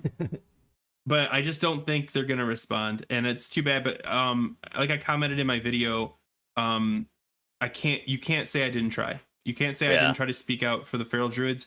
Nobody could be like, oh well, Grif, why didn't you say something? I have posted it. By the way, Reddit hates me. The people on Reddit do not. That's how you know you made it. I got one of those. What was it? Like an alert from Reddit saying someone has reported me as possibly suicidal. Oh my god! Which was the greatest troll ever. I was like, that's pretty that's toxic. good. That's good. But yeah. Oh wait, Jared, are you a Resto? Is Jared the first Resto we've ever found? The tree. But yeah. Anyway, I actually, if you guys don't know, I had a really good time making the video because I think with very small. By the way, I want to point out people on both videos have suggested some of the coolest like fixes that would make ferals more fun, less bear weavy, more like even more challenging, because ferals are not mad that the bar is high. Like ferals love the challenge of like, at least most of them love the challenge of like the harder rotation and the even bear weaving. A lot of people like it. They just don't like that there's no reward for it. Like, cool, you got carpal tunnel in both hands. Look at your DPS down there. You know, it's like, oh, okay. I played Feral in Wrath of Lich King, and all I got was this double wrist surgery. Yeah, right. You're just like wearing like those bowling gloves on both hands, the bowling like braces. the wrist braces. Yeah. There's just a picture of me wearing those and saying, "Yeah, I'm a feral, obviously." Dude. If you can find 2 of those, just take a picture of yourself doing that, and I'll turn that into an emote for your Twitch. Sounds perfect. I was the innervate. Oh, cool. Oh, we disappeared. Oh, they were. Yeah. I messed up. You scared your dog, bro. Oh, dare. Come here. Tinfoil hat theory time. So, what if Blizzard purposely is ignoring ferals because they saw what we were doing in Vanilla Classic with MCPs, and like even back in the day with MCPs and Wolf's Head, they were like, these motherfuckers. It's time for our revenge. We're gonna purposely make the class suck ass, and we're just gonna see what they do. They're performing an experiment on us right now. Be like, all right, let's make the class super scuffed and see what they do. How will they get out of this one? That's not as tinfoil hat as you might think. Like, I mean, it is. All that means is you're also wearing the hat. There's not toxic people out there just like hating on druids. The reality is there's no development team. They don't have time. They don't care. And every time anyone says the word balance, not related to specifically to balanced druids, you got about 80% of the rest of the classes triggered. So like, I mean, because like, look at us. Like, Rep Paladin's got a buff. Oh my god, I got out DPS by a Rep Paladin yesterday in a 5-man, and I was like, bro, I can't do this. 5-mans are like 80% cleave. Of course they did good because Divine Storm just passively. They don't have to do anything different. I never lose to Feral or to Ret. Never. I don't care if they are overgeared. I have never had that happen. I've lost to maybe a Warlock, a DK, here and there, but like bro, every single boss fight, I was like, what? I was so raged. You know what you do, Grif? I recorded it. You use your Predator Swiftness What do I procs do? on whatever they have hard targeted on a Cyclone so they can't Divine Storm. The That clone is shut down. that is the greatest idea you've ever had. But again, I don't want to be a troll. Like in reality, great for Rep Paladins. I'm not mad that a lot of people interpret it like, oh, you're just mad Rep Paladins. I'm like, no, I'm glad Rep Paladins got love. I just want to know for 3 expansions where that's been for us. Like 3 expansions now, we've been like struggle bus all the way through our DPS charts. And all we're asking is for like a little love. And I'm not mad at Rep Paladins. It's like, you know how you ever see those in the movies? I don't know if this really happens in reality. God, I hope not. But like a guy cheats on his girlfriend and the girlfriend is mad at the girl he cheated on with instead of being mad at the guy that cheated on her. That's how I feel about Rep Paladins. Rep Paladins are the girl that cheated on my boyfriend. And I should be mad at my boyfriend, aka Blizz, but instead, for some reason, I'm angry at these Rep Paladins over here looking really good. Looking really good. It's Good on ya. gonna make a great clip. I don't care. That's exactly how it is. I Totally have out of no hate context. for Rep, but It's that's the reaction. And I really hope Blizz responds. Yes, that's Please, it. That's please all I got. respond. They left us on red, bro. Yeah. They left us for Rhett. True. They left us on I red. mean, Yeah, I there was understand. so, to your point, we were talking about like people that were having good ideas for potential like fixes and whatever. Mhm. Like I read through a bunch of them and like yeah, we got some people thinking with that one for sure. Dude, druids are creative. Like some of the stuff, I was like, "Yup, oh that'd be cool. Oh that'd be Yup. cool." And there's always like the guy, which I 100% agree with. If it affects PvP, they're not going to do it. Right. So there's always a guy going, "Nope, it'll affect PvP," and they're right, guys. Listen, if your idea fundamentally changes PvP even slightly, no, they're not going to do it because PvP is too hard to balance. They're not going to mess with it. But if it can change it so that it doesn't affect PvP, then you've got something, some. That's kind of what like the Even idea though- that I even though had the red about one the cower does. thing. That's why, because like nobody uses cower in PvP. Yeah. Nobody. I don't even have a bound Because anymore. there's I no took it threat off. in PvP. Yeah. Well, plus Cower's garbage at PvE too. Like, it's not good. It's a static. I went through it. It's if you bring it up on Wowhead, it's a static amount of threat. It's not like a percentage of your threat. It's like 3474 threat, which is like a third of the amount of threat that like a shred crit does. I think it's funny that you're like, you have a feral druid, but instead of opening your spell book, you're like, no, I refuse to even look at that spell in the game because I hate it. Instead, I'm going to open it up on Wowhead because it's not ever going to show up on my screen in the game because it's garbage. Well, no, you can't see That's the what I amount heard. of threat that it decreases in game. It just says Oh, because by. it doesn't actually say. That's Yeah, right. it doesn't say the number. But like if you go on Wowhead, it says I thought like you the were just amount like of threat. troll. It's like threat No. modifier like minus 3474. So it's a static amount of threat. So it's like Yeah, it's garbage. it's literally it's a third of the amount that a Garbage. shred crit does. It's like if you're about to rip aggro, like you can do a cower, maybe, and then you'll crit with an 'cause auto if you've attack and got- rip anyway. Yeah, plus if you have rip ticking, like it's not doing anything. It's Yeah. like maybe taking 20% off that rip.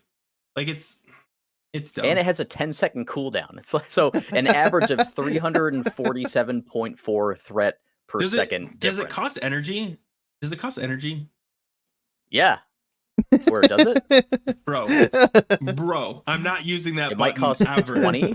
Ever. I'm looking right now. I'm logging into the game. Oh my gosh. Yeah, 20 energy, So 10-second cooldown.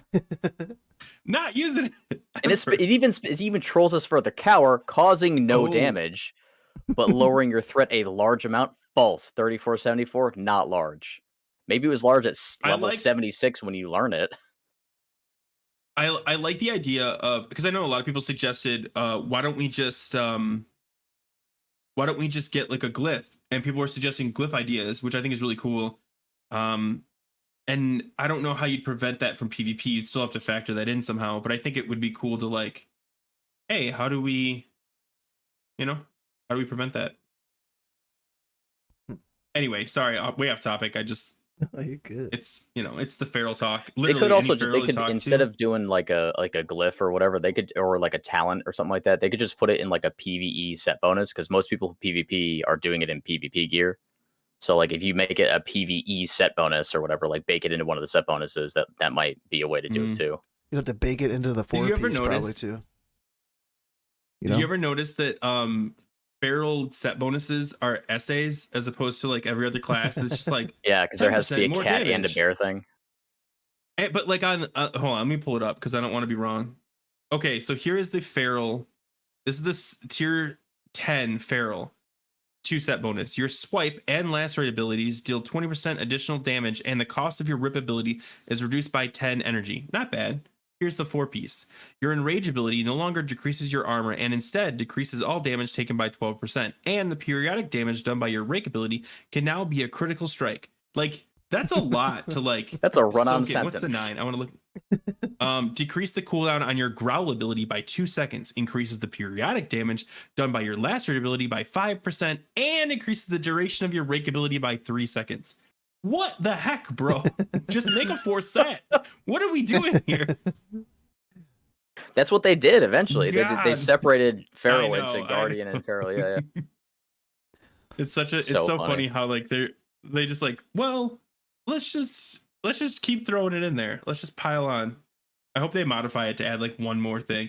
And Fairy Fire can now proc clear casting at a 10% rate with a 10-second cooldown above level 80 in a non-PvP environment. But only on where Tuesdays when it's not raining. Yeah. Yeah. Exactly. Health must be over 75%. No, Over 'cause they gotta 75% prevent or other things. 21,812, whichever is lower. Yeah. That'd be so great if they did that. Like they just went way overboard with the modifier. But yeah. Sorry. In order to gain access to the Yeah. set bonus, you must solve the following math problem. Like, submit it in. Mid-game, you're like, It must be 2 times postmarked 19, no later 30, than 2 hours 38. after the start of raid time. No, I want the math problem to be during when you use it. Like every time you press enrage, a math problem pops up and you have to quickly solve A it. quick time event pops And up like, on your screen. Yeah.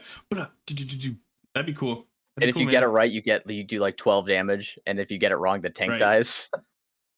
So like obviously then you get a weak war that solves the math problem for you. And then now, so in order to prevent the weak war, they add a CAPTCHA. So you have to solve the CAPTCHA first, then do the math problem.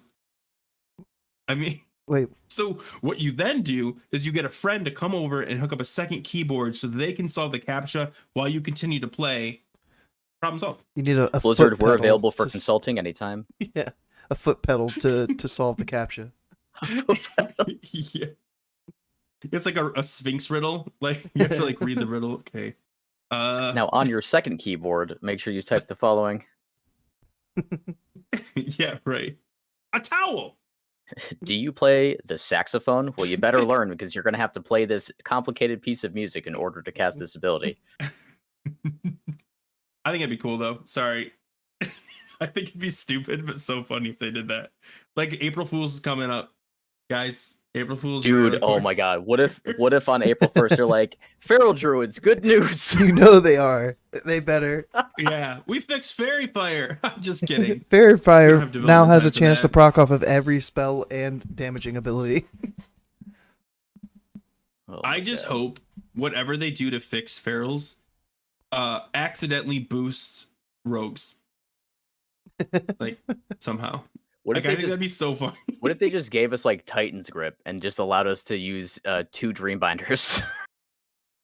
Yeah, or like your cat is pawing, but every 2.5 seconds the staff comes out and gets hit too. So it can just do. Kung Fu Kitty. Yeah, just like craw, craw, craw, craw. I'd watch that. I'd They watch have that to do- movie. they have Make that a to- movie. I'll watch it. You have to get the animation team in so they can like do new animations. Yeah, I'll do the sound effects. I'm pretty good. There you Oh, go. that's pretty good. Yeah. I might clip that to add in as a Clip it. custom audio file for MSPT. Perfect. Channel point redeem. Grif. Yeah. I'm watching myself on the playback. I'm such an idiot. Oh my god.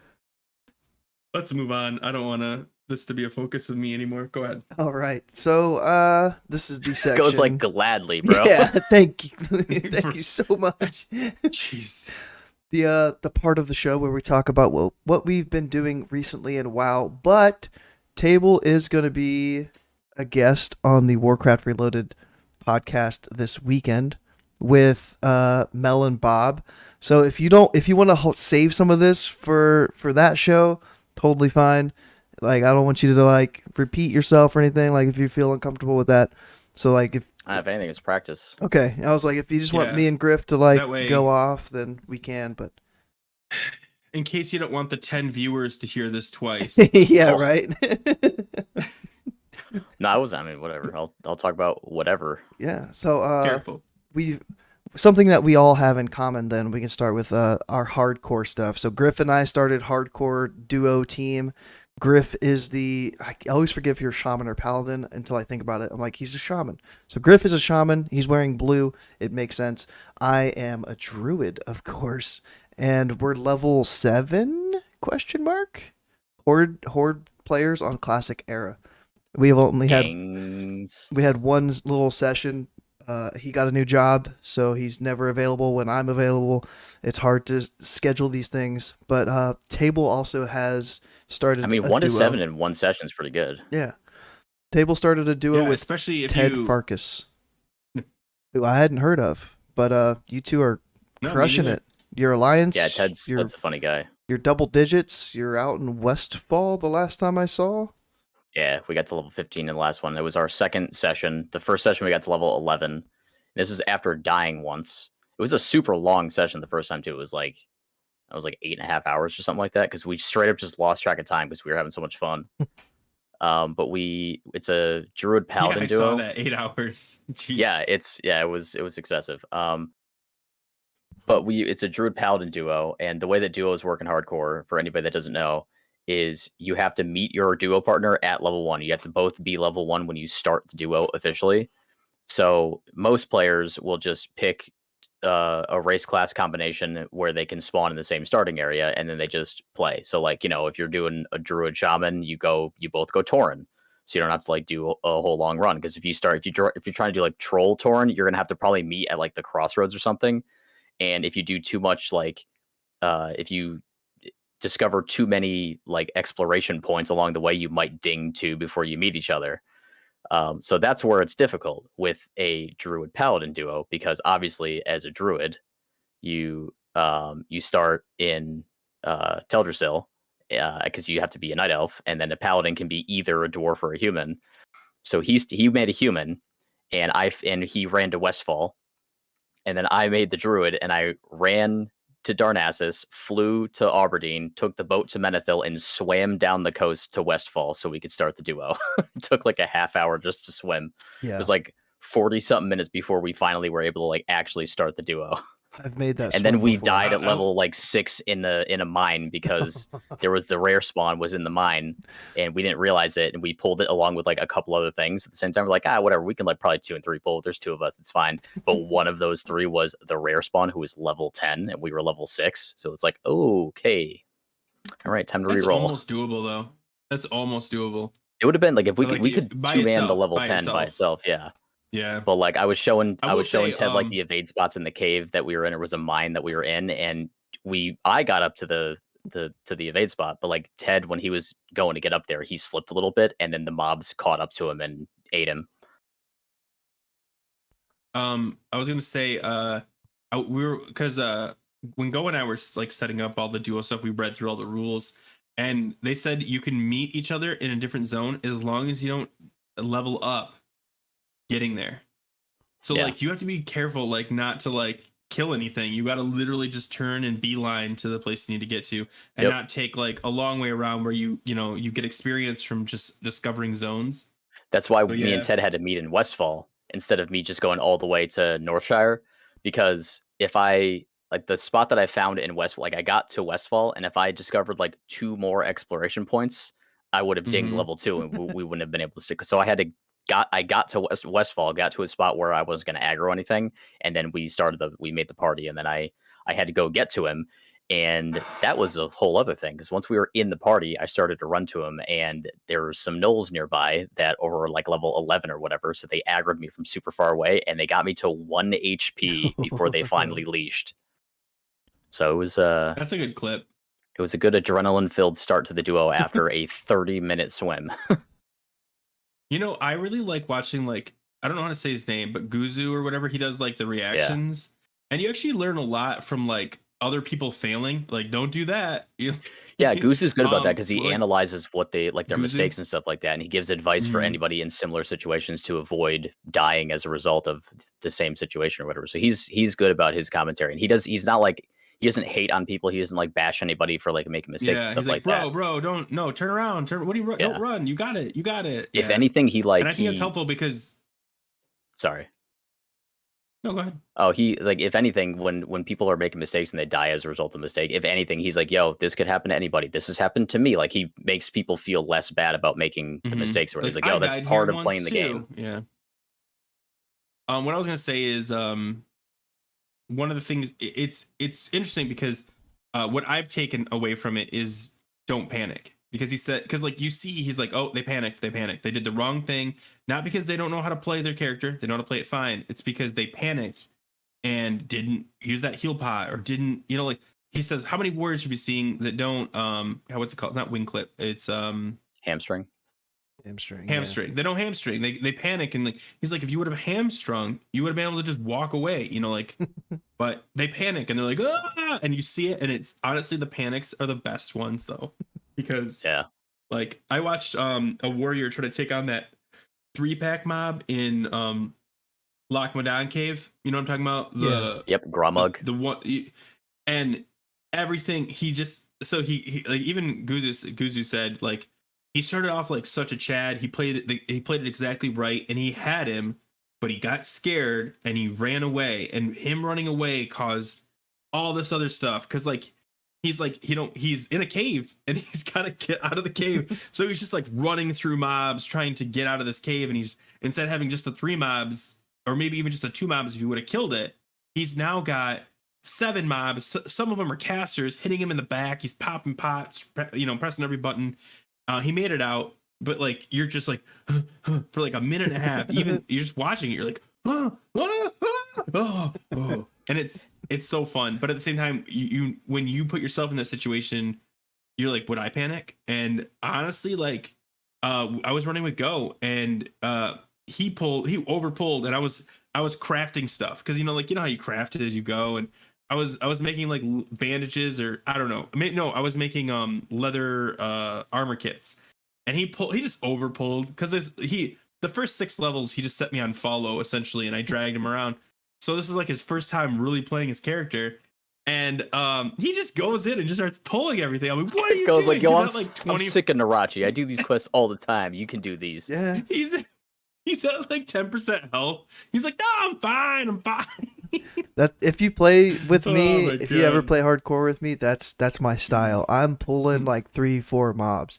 Like, bro, if I ever do a No. duo with you, we'll die at level 3 because I do the same shit. yeah, because I watch God. people. They're like they never dip below like 90%. They're super cautious. They're doing their thing. Yeah, They're getting yeah. their levels. They're crushing it. That's how you live. I'm pulling things, dude. Like When I go to like speed run the low levels, I do what I call using health as a resource. Yeah. Uh-huh. I think so. I've been hardcoring mage right now. He's level 15, I think, and it's I think mages are mentally tricky because you can handle a lot with a mage. Like you can handle like I'm hitting like way above my weight. Like I'm level 15. I was pulling like level 18s, all kinds of stuff, and one too many resists doing stuff like that, and you're dead. You know, like I'm an alchemist too, so like I've got health pots on command. You know, but like I was doing I was in one of the Oasis places, and there was an elite there, and I was like, level 20 elite. I'm level 15. Could I? And I sat there for a while debating it. Oh, is it And like that any centaur other class, guy? I'd be like, nope. I don't remember what it was. It just popped up, and I was like, I sat there for a long minute thinking about it, and I ended up just bailing because it wasn't worth it. Like if I was a level even or even level above or one below, maybe we were 5 level difference, like Mm. or maybe Yeah, 4 that's level at the sketch. time, but it was like, yeah, If it was red, it was 5 levels. If it was still orange, then it could have been 4. I don't remember. I just I recorded it. I'll go back and look, but like I'm glad I walked away because that is the one thing about hardcore that I think is more fun. So, did you guys ever play Halo? Oh yeah. Yeah. You play Halo 2, Yeah. and did you play Would you play Call of Duty? You have to play both. I did. I didn't care for Call of Duty because of the dogs. That's an add-on, Okay. right? In the game, Yeah, that's it's kind an of annoying. add-on. You could use your perk, add on. All of a sudden, you've got Yeah. dogs. No, And okay, 100% get that. Table's So like, what? Here's why I bring it up. I mean, Here's that why I sounds bring it great, up. honestly. Like, just summon dogs. Yeah. That would be great. I died Yeah. to an Yeah, you summon NPC dogs. in like a PvP environment. Like, no, that's like when I guess I can't talk because I'll send And treants they're off like on one people shot all the too. time. They one shot you. Yeah, That's like dying in one of the mines in Alterac Valley. yeah, but Yeah. I can see people get Yeah, mad that that's treants exactly killed what them in it's a like. battleground. So anyway, when Halo 2 was out, Call of Duty was out too, and people were like playing both. And I liked Halo 2 better. And the reason I liked it better, and I've talked about this a lot, is because in Halo 2, everyone was given a rank. Like you're rank 12, you're rank 15, and your rank had value. Like I'm a rank 17. I think the highest I ever got was like 23. And that was legit a really high rank to get. And when people saw you, they didn't dismiss you, oh, to level 23, because every time you lose a match, you go down. Like your rank can go down. It's very much like PvP. So, and actually a lot like arena scores. So having a high rank, it's not just like, oh, good job, you played a lot of the game. No, you played a lot of the game well. And I think and Call of Duty was different. Call of Duty was your rank went up as much as you played. Like if you played a ton, your rank would be like rank 50, rank 50 with multiple things or whatever. And it had no value. It just meant you played the game a lot. And I think WoW versus hardcore is the same difference. Like, oh, I'm a level 80. Cool, man. Anybody can get to level 80. You're level 60 in hardcore. That's legit. Like, that's legit. Oh, you've got 3 level 60s. That's respect. And that's what I really like about hardcore is like when you get to level 20, it's not even a high bar, but for me it is. That's like, bro, look at this. You see this right now? And I think that's what I appreciate the most about hardcore is it puts skill back on display. Like, hey, look at all this great gear I have. You could have got carried, you know. Like if you've got stuff out of Wailing Caverns at level 25, that's like you know how to play the game and you didn't die. You know what I mean? Like, does that make sense to you guys? Yeah. Yeah, like not only did you get through the dungeon, you survived the dungeon, you also got to level 25. Yeah, like all of it. It has so much more value in hardcore than it ever would in the regular game because like you could just die and die and die and eventually get to the end and you're like, cool, I got gear. Hardcore, you don't have that option. Yeah, or like, you're a human. It's like, oh, hey, I made it to Menethil Harbor. I got the flight path. Cool. Yeah, I died a bunch of But times. did you die? I just ghost walked. But if you do it in right. hardcore, you're like, yo, I did the ghost walked wetlands there. run in hardcore. It's like, whoa, like I'm a Yeah. human with the Menethil flight path. Everybody's like, whoa, they did their run. Yeah, He's level but 12. Whoa. That's what I mean though. Like it's instant fame. Not even fame, but like it's the same thing as like it's more value. So like when you see people wearing Thunder Fury in original WoW, if you didn't play it, it's no big deal. But like when you saw Thunder Fury in original WoW, it was a thing. You're like, whoa. Yeah, or even like a hand of That was a rag. big achievement. It's like no matter what, Yeah, either way, that was you a had to big kill raid achievement. bosses to get that. In Classic, it because everybody had a Thunder Fury and everyone had a Hand of Rag. Like every paladin ran around with one. I think I saw a lot of boomies with them, right? Because they can carry them. I'm pretty sure. Yeah, Hand just of some rag. spaces. Yeah, Hand of Rag. Yeah. It's almost like it's like the opposite happened. It's like, oh, dude, you're able to do that much threat without a Thunder Fury. Whoa, like yeah, right. He doesn't even have Thunder Fury. Look at his threat. Yeah, exactly. But I definitely think that's what's hardcore is really about. Like, it's showing that you have the skill, without proving it, or you know what I mean, or without having to show it. Like, you know what I mean? Like, you like can the look fact at that someone you and be like, exist okay, at the level that you're at it speaks for itself. Exactly. Just like Halo 2. If you're a high level, respect. I just want to say that I think I got to like level 31, 32 in Halo. I wasn't like level 20 Andy or nothing. I'm sick and tired of these boomkins bragging about how they do more than ferals. I mean, yeah, what the hell, man? It kind of makes sense, 30 is like Dude. where we are in the DPS meters, like 20 is where pharaohs are on the DPS meter, so it makes sense. You guys, it's been fun. I will play you. Oh, I have Halo 2 installed on this computer. I will play you right now. I will take you down.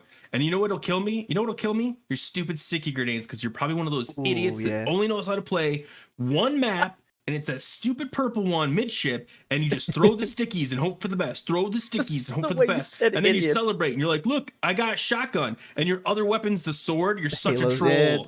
Get a BR like a man. Get a BR like a man. I'll quad shot you with my BR. What you know about that? I was sitting there like, dude, sounds great. Quad shotting. I will guarantee I will serve it and do it in 3. All right? I don't know if you guys know that. That was like a thing. Like, if you could force yourself to be the server of the game, you could kill people with a BR in 3 shots instead of 4 shots. And that was like the thing. A lot of people used to cheese it, and they would like mess with their routers to like force them to be the server. Yeah. And they would just win, and you're like, that's not good. You're not a good player. You had host, dude. Kill me without host. Come on, give me host this next game. See what happens. You just item restored all of your stuff. You didn't actually earn it. I brought it back, guys. I brought it back. I didn't actually just throw one sticky grenade. I'd throw one on the ground and then throw a sticky well timed so that the sticky on the ground boosted the second sticky. He is a sticky. I knew it. He's a sticky player. It's like using like you ever played Team Fortress. Let's play. It's like in TF2, as the soldier, you can use the because the soldier's main weapon is like a rocket launcher. You can aim the rocket launcher at your feet and jump while you shoot and boost yourself. Do like a boosted jump with the rocket launcher. Yeah, you did that in Halo. Yeah. I have 3 Halo 2 montages that I will never share the link to those ever. But they exist. I have Halo 2. Do you have snipering ones? Because I have a sniper one. The no scope? Like pating, pating. Yeah, no. I did do no scope for a while. I thought it was kind of cheese though. So I would just do pure like full sweep sniping. Jump, turn. Yes, I was a big sweep sniper. No joke. I was a sweep sniper. I'm downloading it. I'm re-downloading it right now. Oh my god, what have we done? Well, let me. I mean, hey, if the thing goes through, if Blizzard ends up being owned by Activision, then maybe we could get like a Master Chief transmog and WoW. we get the sword. Please. No, we get the energy sword in the game. Cortana. Engineering will have a new item added. It'll be the sticky bombs. Yes. That's actually cool. If they found a way to put that into WoW, that'd be awesome. Instead of Serenite bombs at cursor, it's plasma grenade at cursor. Like if it lands on the thing and it sticks to them and travels with them in PvP, that would be such a cool thing. Dude, dude, that's and like there's like a remote detonator bomb or whatever. How sick would that be if that existed in WoW? Like you stick one on an enemy and you wait till they go back to their base and you just like blow up a bunch of people all at once. And now, like delayed sapper charge or something like that. Yeah. A sapper charge you can time, dude. It would change the world. It would change the world of Warcraft. Nice. All right, so hardcore tunes. Did we do South Park? Hardcore tunes. Currently, I have an alliance that is level 7. It's a night elf because it's druid, and I went to the Exodar area, the dry and ice starting zone, and started to level up there for the first time ever. And then I have a classic era druid that's like level 18, also alliance. But recently I died trying to solo RFC, Is this no? Not RFC. It was Wailing Caverns. It's the same tune that I did the RFC solo on, and I got all the quests for Wailing Caverns. Went in there, and I died. I pulled the first boss. I got really low. I was like, I'm safe. I have an evade spot. I hopped down onto a rock, and then I saw the mob stop casting. They were just looking at me. I was like, all right, 10-second rule. They're gonna like run back, and I'll be good to like hop down, run back up, pull it again. No, they juked me. They started to like run back. I got a phone call. I looked away from my monitor at my phone and answered it. Had the stream muted, and I went to like go talk, and I looked back, and the boss started casting at me, and I was already at like sub 100 HP, and I just had to sit there and just watch my tune die because I couldn't get to my hands to my keyboard and my mouse fast enough to like hug the wall to hopefully like be out of line of sight from the cast, and rip my hardcore tune. So yeah, I've got two tunes right now. One on Wrath, one on Wrath, one on Classic Era. So what tunes do you guys have? You left out the best part though. Oh gosh, what? So you're like he gets the reset and he goes, oh, phone call, and just turns away and he died right there. Somebody clipped it and I watched it. It was so funny. I watched it like 10 times. Yeah. Oh, immediately. like you were so happy. The worst part about that clip though slowly is that like it wasn't just like one lightning bolt that killed him. He got hit with like two. Was it two or was it three? I think it was 3. Like you survived 1 or 2, and then you looked back just in time for like the second one to hit you, and then you couldn't avoid the third one. Yeah. Like if you'd only gotten to the screen like 5 seconds faster, that character would probably still be alive. Oh, a phone call. Yeah, it is terrible. I love that. But like those I like level off stream, and then when I like do the dungeon, like I'll stream the dungeon solo. And now that it's Alliance, I guess the first one that I do is Dead Mines. So I've done Dead Mines before. I haven't full cleared Dead Mines though. So next time I stream Hardcore Wrath Classic, it'll be me 1v1ing Dead Mines. They don't call it live mines. Yeah. Or live mines. Live Mines. Good one. Yeah, so Table, Dead Mine. you've got like a full sheet of tunes. Like what all do you have going on in Hardcore? I have my first ever hardcore character who died at 27, still just taking up that space in my character screen because I told myself I'm not allowed to use my own name again until I get a 60. So like I'm punishing myself for dying on that character in a stupid way. I have the 2 Caves characters. I have an Alliance Caves only tune and a Horde Caves only tune. What levels? The Alliance one is 12.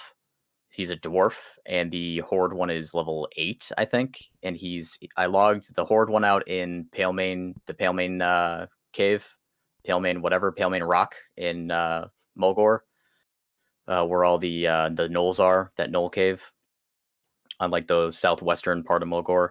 And the dwarf is logged out in what cave is it? He's logged out in a cave somewhere. I can't remember what cave. But that's kind of my thing is I log out in caves so I can log in and immediately just go instead of like being like, okay, where were we? What were we doing? It's like, oh, that's what we were doing. We were doing cave things in the cave that I'm in right now. So I've got those guys. I've got 2 druids, 1 horde, 1 alliance. The horde one I just got to 16 today. The alliance one is 15.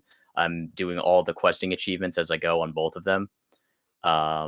So I've done the what is it that I did on the horde one? I did whatever the first one is. There's one in Silverpine that you have to do something about the family, that the Agamond crypt thing, like that whole quest line. Yeah. That's you a have to do fun that. chain. That's a You have fun to do chain. that like before like 12 or something like that, and then Erichia before 12, and then there's another one you're supposed to do before 12. I thought, I can't remember what it is. So I've done all the ones that I can so far before hitting 16. I think, and then the Alliance one has done like the first 4 or something like that.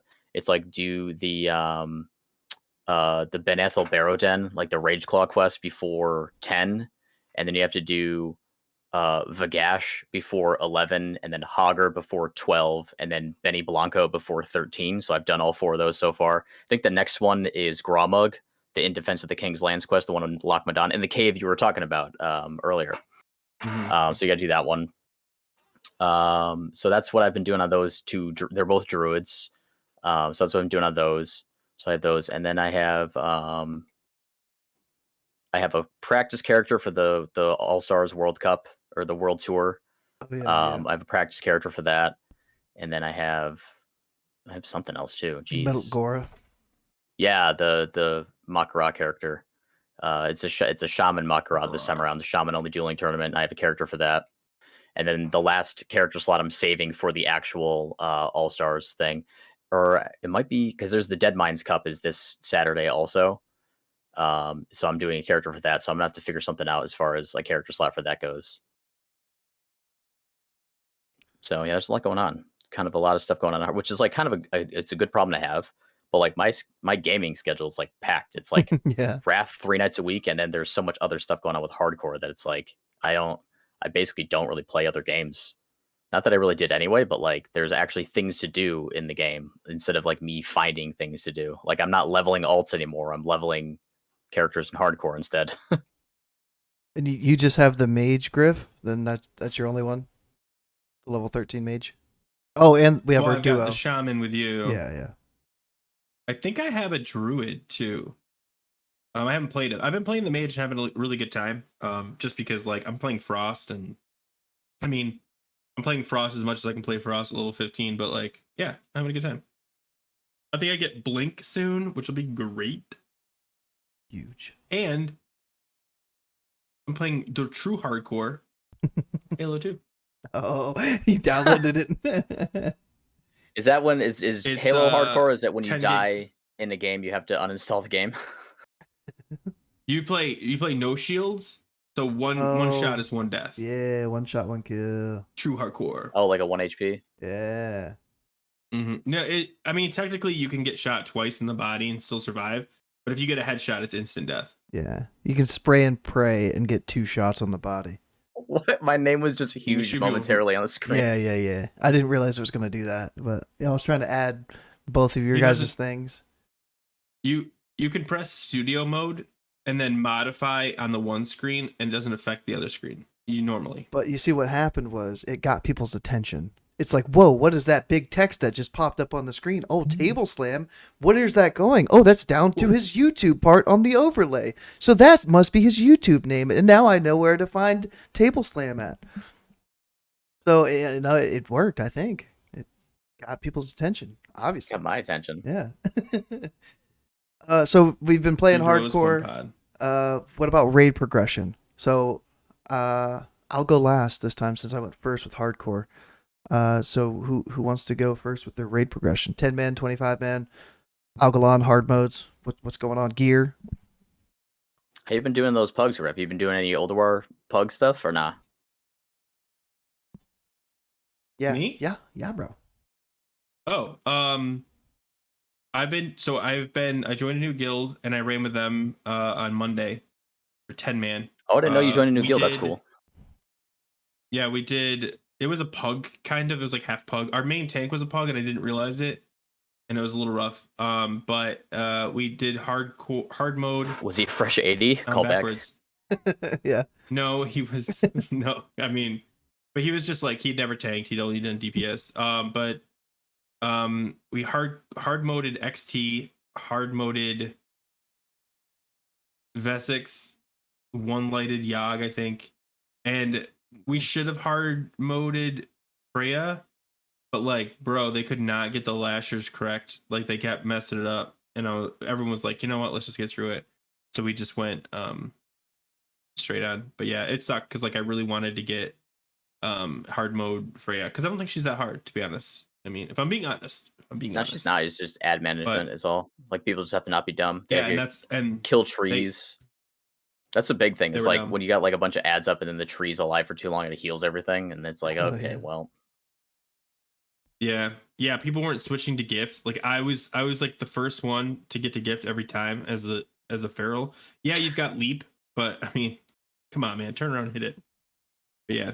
I don't know. It was like rough. We had a lot of people that were kind of fresh. Like there was like 3 or 4, and like they were having me like they're asking me to tank stuff. I'm like, but like our tank didn't know what he's doing, so it was like, I don't know. It was just scuffed. But yeah, no, we did a couple hard modes, nothing major.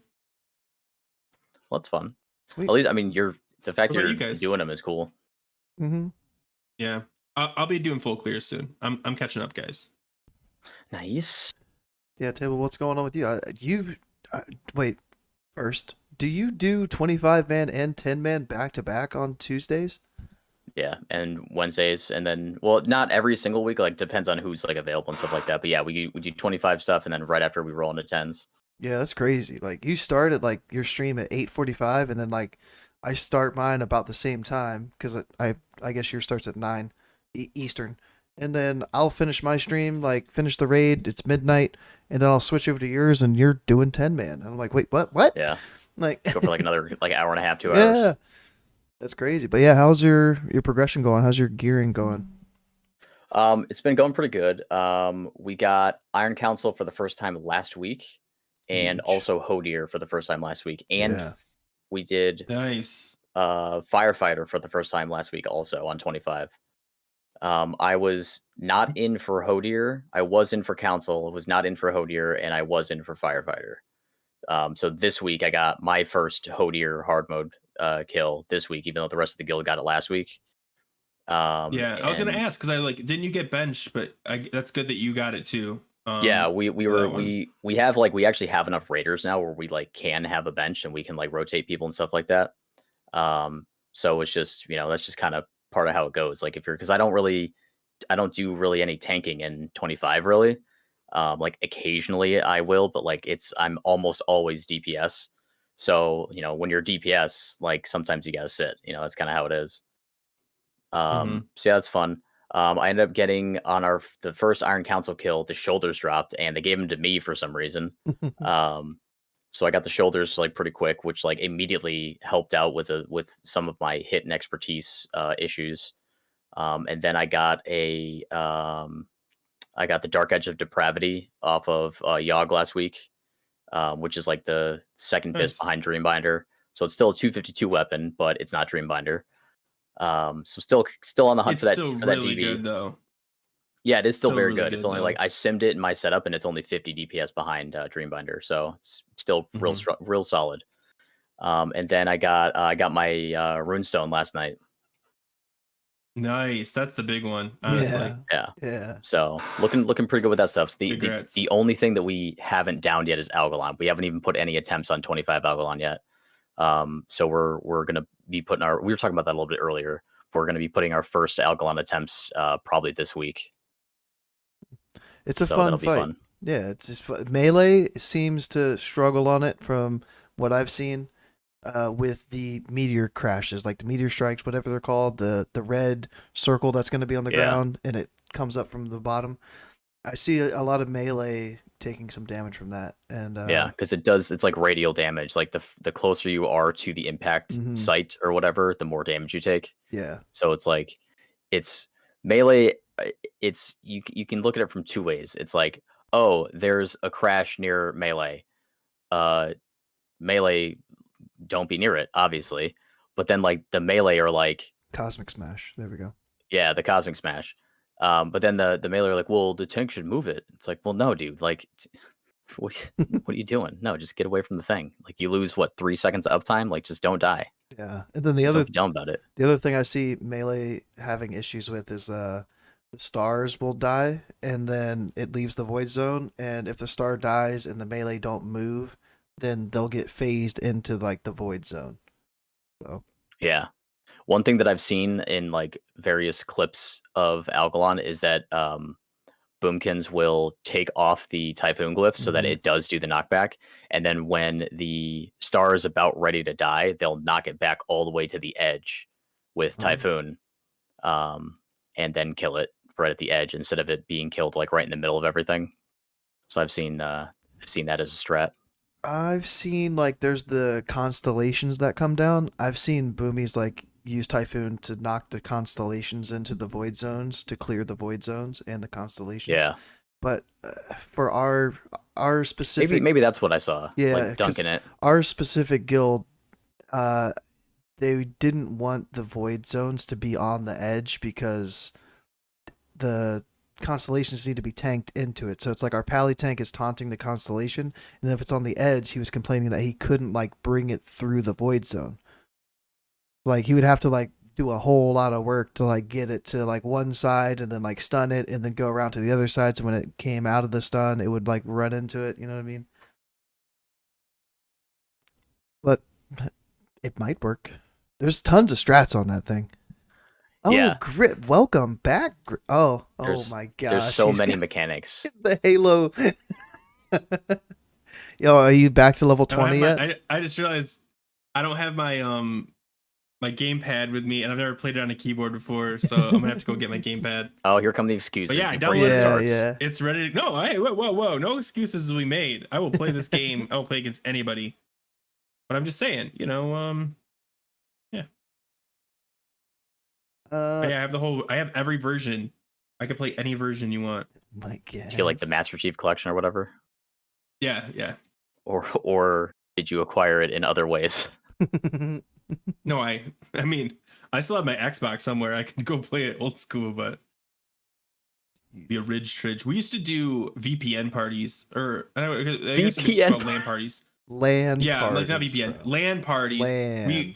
My buddy worked at a bowling alley, and we would show up with our Xboxes and take all the TVs off the walls and set them up on like teams of 4-on-4, whatever we had, and we would play and like just talk trash to each other like live. It's the best way to play that game because you're like, oh, bro, just no scoped you. Oh, get stuck, bro. Like, stop Get spawn good. camping Get me, or I'm good. gonna come over there and throw a bowling ball at you, Bro. Like, Oh, stop. dude, it got violent sometimes. Like some people had like short fuses and they get a little worked up, but like.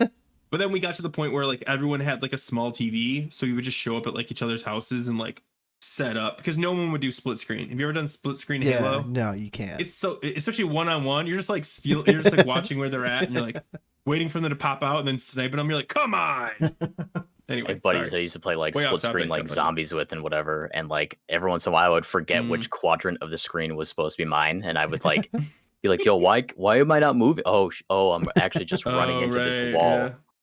Oops. That is, I think it's called the Mario Kart conundrum. Yeah. Because every time you play Mario Kart, and you're like, duh, duh, duh, and you're like, he's not moving. Why isn't he moving? And you're like, oh, I'm up at the top. That's Or like whenever we used to do it, it was always like for Mario Kart specifically, it was like we would rearrange our seats depending on where, or like if we weren't going to rearrange our seats, we would swap controllers so that like we were in order on the screen. Like whoever's the furthest left on the couch gets the top left part of the screen. You swap controllers until you have it all set up or whatever. And every once in a You while, ever I would play- like what's throw a the- wrench in the works on purpose to screw with people so I could win. You ever play the Mario Kart drinking game? I forgot what it's called. Beerio Kart. So it's Aerial I don't remember. It's so you. Yeah, it is. That's what it is. So all you could play this. You'd love it. Go.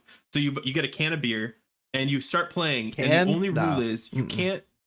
Yeah. No, No, listen. bottle. The only rule is you can't finish. Glass. It doesn't really matter. It does. You can't finish the game. Focus. I You can. can't finish the game Yeah, I can. until the beer is fully drank. So like even if you're like the best player, you know, you set the beer down and just play, you can't cross the finish line unless the beer is finished. So you could try to play and then grab it and chug it, or you could play and then try to sip it as you go, but you're not allowed to cross the finish line unless the beer's gone. So some people will just like, you know, Shotgun. what's Shotgun that it. called? Holy crap. I like how Shotgun we it. both Thank you. knew. We're Just just like, I don't know, the thing. Before I But yeah, before they'll I shotgun started it. drinking, we used to play a version where you couldn't like we would play that, but you couldn't drink unless you brought your cart to a full stop, set your controller down on the Ooh. floor, and then you could Because drink. drinking and driving. you had Yeah, to 'cause you had to we're two driving. hand I the would drink and beer. drive. You had to two hand it. And yeah, and so Yeah, we and did. the same rule applied. You couldn't cross the finish line until it was empty. I went to like, do you know what Chive is? I went to a Chive event and they were playing that in one of the hotel rooms, and I just like jumped in and it was so much fun. But yeah, no, I'm not young. I'm old. What are you talking about? I just act young. All right, so we've got 14 Valinir shards back onto World of Warcraft. Right. Nice. Sorry, 14. guys. I keep it's You're good. 14. I think we got 5 or 6 this week. We had a big, like, not dry spell because we were getting, like, the one from Yogg, but that was usually, like, the one shard each week that we were getting was from Yogg. Maybe we would get one extra. This week, people are saying it's because we got a new raider.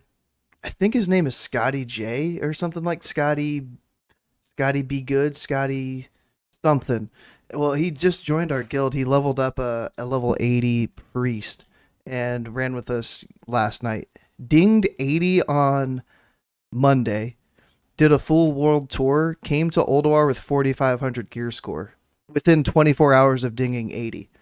Jeez, dude. Yeah, and then we get 5 or 6 shards last night. It was nuts, and it was like our fastest, like our best solo night for Ulduar so far. We got all the hard modes down. We got Yogg 1 down. We only have Algalon, Ignis, Razor Scale for tomorrow, and hopefully we get Algalon down because we haven't got Algalon down yet. We had a couple attempts on Monday, but it was only like 23 of us. So not like a full strong like raid group kind of like thrown together because people weren't expecting to raid a third night, but some of us wanted to get in there and look at the fight while we could. And then I got one piece of loot the last week, which was some 252 shoulders, but I'm using shoulders for my 4-piece right now, so I can't really equip them. I'm trying to get like the tier gloves, and then I could have tier 4-piece with my gloves and then put these 252 shoulders on. That'd be kind of cool, but yeah, kind of meh on loot right now. I'm up for a lot of loot. It's just not dropping. There's like some bracers, hard mode bracers, hard mode ring, and they didn't drop this week or last week. And I'm like, give me loot. I want loot. I'm a loot whore. It's always the rough part is just when RNG just isn't on your side. Yeah. What else? We had like one of our Fury Warriors got like turbo juiced in like 2 weeks. Like he got Acer's Edge from 10-man XT hard mode, and he was like stoked about it. And then literally the next 25-man lockout when we killed Vezix, like our first Vezix kill, a Voldrathar dropped. So now this guy's got Voldrathar in his main hand, Acer's Edge in his offhand. He has a runestone. He has the Yogg 10 belt, which he won over me. The runestone, I passed the runestone to him, to be fair. It's not like he rolled against me and won it. I passed it to him. But then he won the belt over me, and I was like, looking at his gear, he has like pretty close to 5k gear score. Yeah. And he can beat me on damage on some fights. But like, yeah, he's like turbo juice. Like he's probably of all of probably our main tank and him are our 2 best geared characters right now. We have a hunter that's 5k gear score, I think. Damn. Yeah, and they've been there for 2 weeks, something like that. Like our hunter got juiced quick. Getting a runestone got me to 4,800 on the dot last night. I'm just over 4,800. I have a quick question. Mm-hmm. If I say warlocks are broken, what does that mean to you? Demonic Pact. I think that's a broken buff. But what do you think, Table?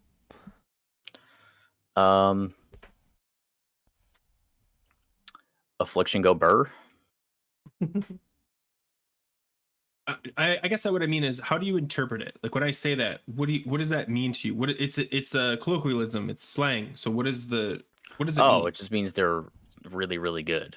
Like if somebody says a class is broken, it means yeah, they're like they're strong. Busted.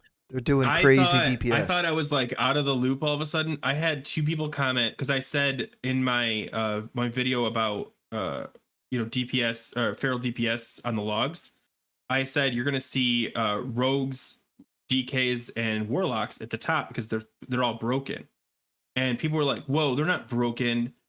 Some like they work fine, or that's how they're supposed to play. And I'm like, I was like, is that not a common enough slang? Like broken means like they're good. They're god mode. Yeah, like broken, class. busted, like, broken. very, very strong. Yeah. cracked. Okay, I'm glad you guys said that because I was like, oh, do people not say that anymore? Like, do I have to say things like cap? Because I can't. Oh my god. Yeah. So Go on, let it simmer. yeah, it's gonna simmer. The only other rating that happened for me was the GDKP I did Saturday. Our biggest payout, 9,700 gold. Damn, dude. And it's because we actually got some hard modes down. Like, this was the first time we had any hard mode bosses. We got kind of like Grif's hard mode that he got. We got XT, Thorum, Vezex. But we did We're Yogg. thirsting for that 252. Yeah, we did Yogg 4 light, though. Like, the easiest Yogg, because it was running late. But 3 hard mode bosses. We had Pandora's Plea drop for 19k, went to a Boomy. It was me, the other Boomy, and like a Pally, or maybe even 2 Holy Pallies were like going on a bidding war for it. And I stopped, I think, at like 14 or 15k. And then the Pally Druid just kept bumping it up. And then there was the hand wraps of the Vigilant, which is 252 gloves off of XT, I believe. Vezex, I think. Those went for 17k to a priest, like a holy or disc priest. And I was bidding those up because I was like, ooh, those are some good solid gloves. And I wanted a piece of loot. I haven't bought a piece in like 2 weeks. So I was like bidding. I was like, I think I might have bid 16. They outbid me to 17. And I was like debating, like, nah, I'm not going to do it.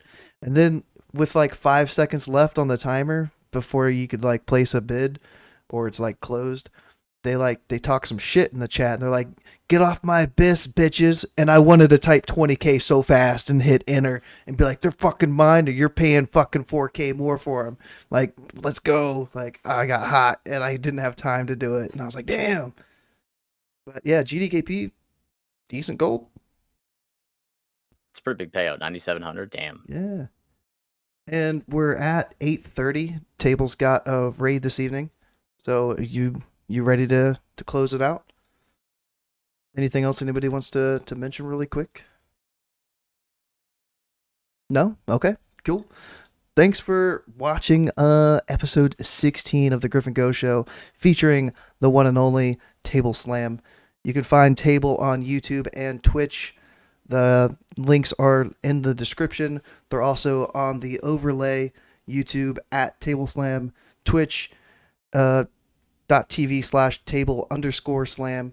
Grif, you can find Grif on YouTube and Twitch as well. His is Grifton, right? On YouTube? The Grifton, wow. And then Griftonish, or it's at Grifton on YouTube. I think it's at Grifton or Grifton WoW, because the you guys know, like the tag thing came out, so I can get Grifton back because Grifton was already taken. But yeah. And then Griftonish on Twitch. And you can find me right here. You already know that because you're here right now. So thanks for hanging out, and we'll see you over on Grifton's channel next week for the greatest feral episode you're ever gonna see. He's got so many plans. You don't want to miss it. It's gonna be insane. I'll be there, and that's the main reason. So thanks for watching.